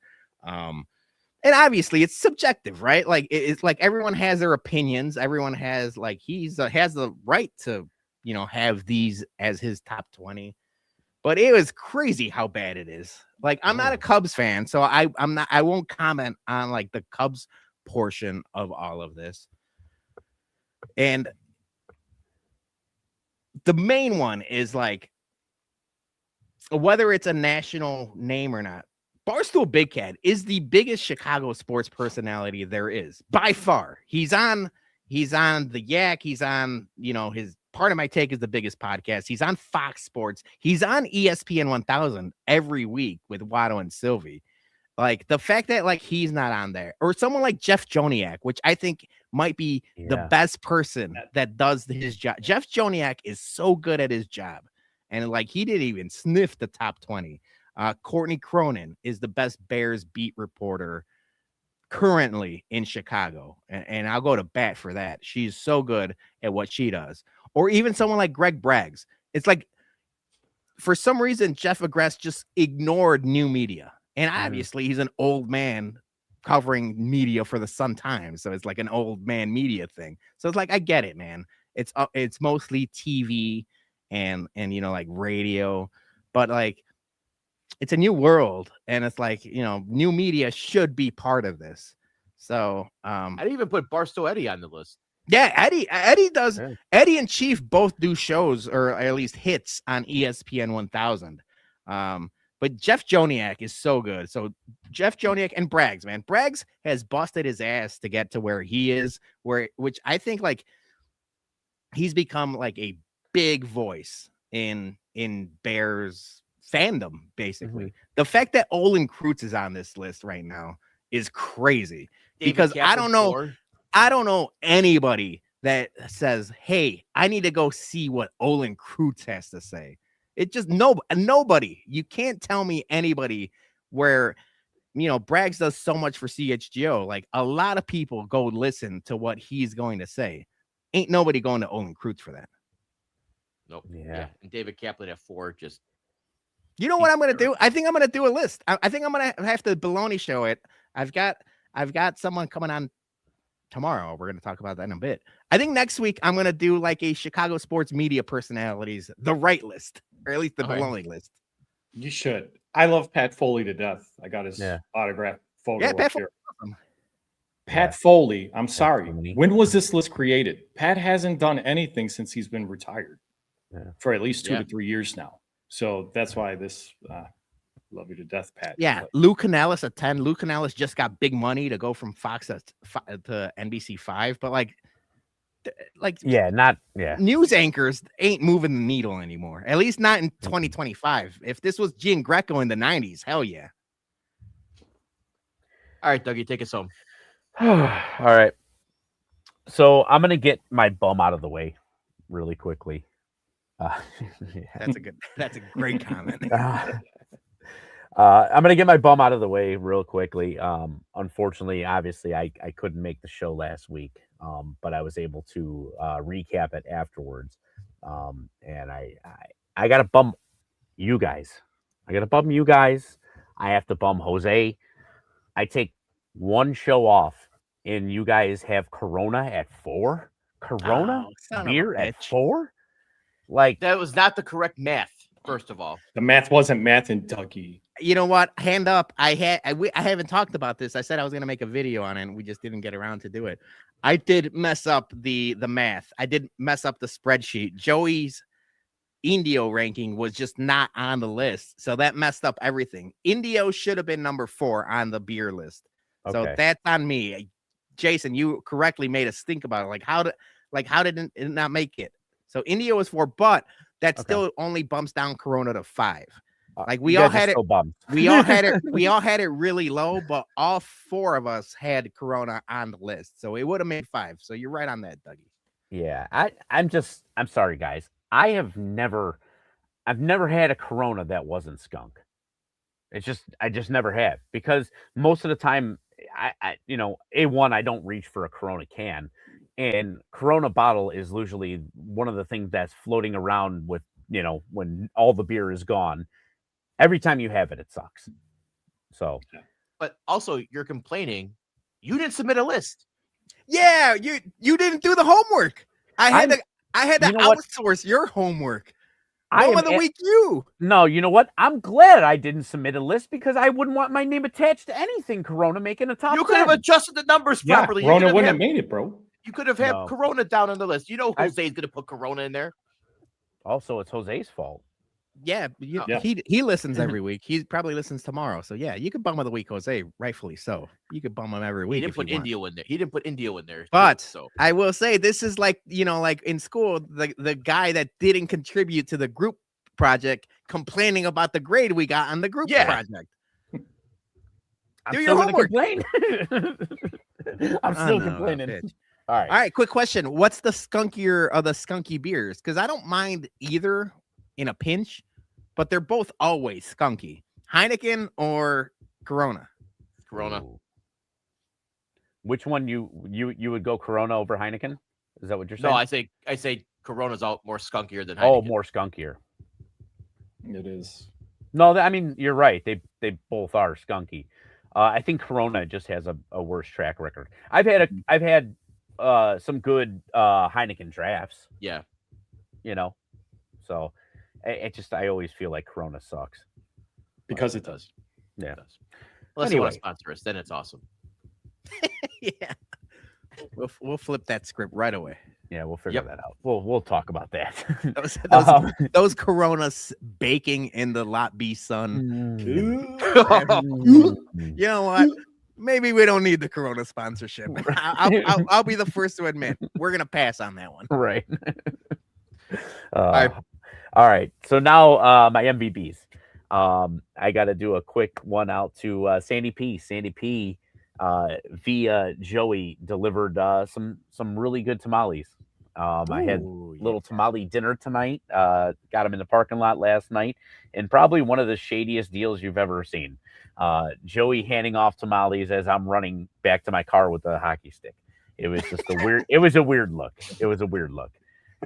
But They were delicious. So thank you, Sandy. Thank you, Joey, Peter as well. didn't get any tamales. I did not. I had them in my car. I muled the tamales. I didn't get not one for my service. So you brought him tamales and you didn't get a courtesy like thank you tamale. I could smell them in my back seat, and I didn't even get one tamale.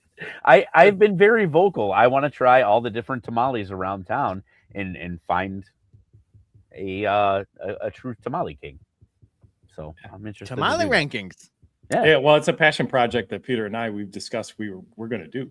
You and I mean, I'd like to be a third wheel. Yeah, well, we all four can be. All right. Hell yeah. Last MVB, I'm going to start off with saying the Colonel. He was part of this process. But I have to give a big old MVP out to my daughter Madison.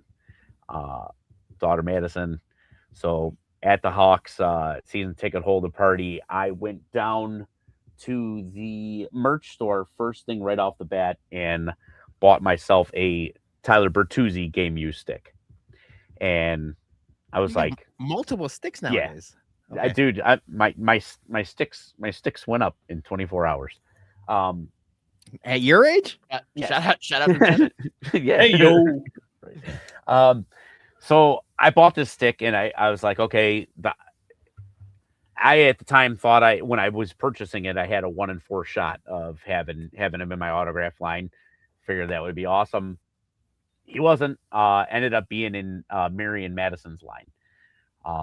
And we were trying to talk of a way for me to get the stick to them. And I'm like, it's just not going to happen. Just to give you an idea, we were, as we said before, we were down in the basement in the submarine area. Theirs was across the museum on the 2nd floor. So not on the 1st floor. We're in the basement. So basement, 1st floor, their 2nd floor across the museum. Mary's telling me the story. Madison said, I have to do this for Dad. She's like, it isn't an option. I have to do this for Dad. And she took Mary's cell phone and she ran. And when I say she ran, Joey will tell you, she was bright red in the face. She went down all the flights of stairs, ran, got the stick. I told her, I think you can exit that way. She's running with the stick. They wouldn't let her exit that way. She has to run back up the submarine ramp because it's now uphill. She's running up. And then all of a sudden, 2 minutes later, I see her running back down with a look of fear. She lost Mary's cell phone. Oh, shit. Drops the cell phone somewhere, finds the cell phone, goes. Now, and keep in mind, the reason why she's running is because it's 7:15. The line cuts off at 7:30. She can't get back in line after 7:30. Hard cutoff. She is flustered. I told her, hey, if it happens, it happens. Don't worry about it. It's not a big deal. And you could see just the look of determination in her face. She sprints up that ramp, goes, makes it all the way there, gets an autograph for me. And it, as much as the autograph means to me, it's a sentiment of it. The sentiment of it all. Yeah, now you got a story behind that. It literally it's like it's in a way like it's a proud dad moment because you've taught her right. You know what I'm saying? She wants to do something for somebody else. And it's, it really made me feel awesome. And it was like to have like 2 really cool sticks and 2 really awesome stories of each one of them in like less than 24 hours. It was really cool. So Madison, she's going to be forever my MVP as much as my family is, but she really made my night. So we're going to have to play this video for Hunter in a couple years and be like, hey, step your game up, buddy. Step that shit up. Madison ran uphill both ways with that stick. Yeah. Good stuff. It was awesome. All right, Peter, what's on the Baloney Show tomorrow? It's our guy. He's back behind a microphone, back on the internet streets. Father Zoe, Matt Zawoski is going to be on the Baloney Show. We're going to talk about his history with sports mockery. They're kind of revamped for 2026. They're doing a lot of big things over there. We'll talk about like him getting back in the Pinwheels and Ivy game. They were live today They're usually on Tuesdays. And then we're going to talk a little bit of White Sox too. So I know it's not typically a sports heavy show, but we got, Father Zoe on. We're going to talk a little White Sox. So that'll be fun. You know what? I said I'll do it next week. I think Matt Zawadzki's the perfect guy to do the Jeff Agris media rankings with. So maybe I'm going to text him during lunch and we're going to come up with something together, because he is like by far, like, he's in the sports media. He's been in the game a long time. So I think maybe I'll do the sports media Jeff Agris thing with him. So tune into that tomorrow. All right. And thank you to everyone for liking, commenting, super chatting. We appreciate you all joining us on this special episode of the BumCast on a Tuesday night. We'll be back at our regular time on Monday, and maybe have some Olympic talk, some Super Bowl talk. Who knows? We'll figure it out. Thank you to our sponsor, Green Valley Wine and Spirits, 344 Commons Drive, Bolingbrook, Illinois. Stop in and grab this brand new Penelope Toasted Barrel, or our other guys, Manuscrito Tequila. They just dropped chapters 3 and 4, and you can get those also at Green Valley Wine and Spirits. So thank you guys. Have a great week. Enjoy it. We'll see you soon. See, this is the problem. I gotta hit the button.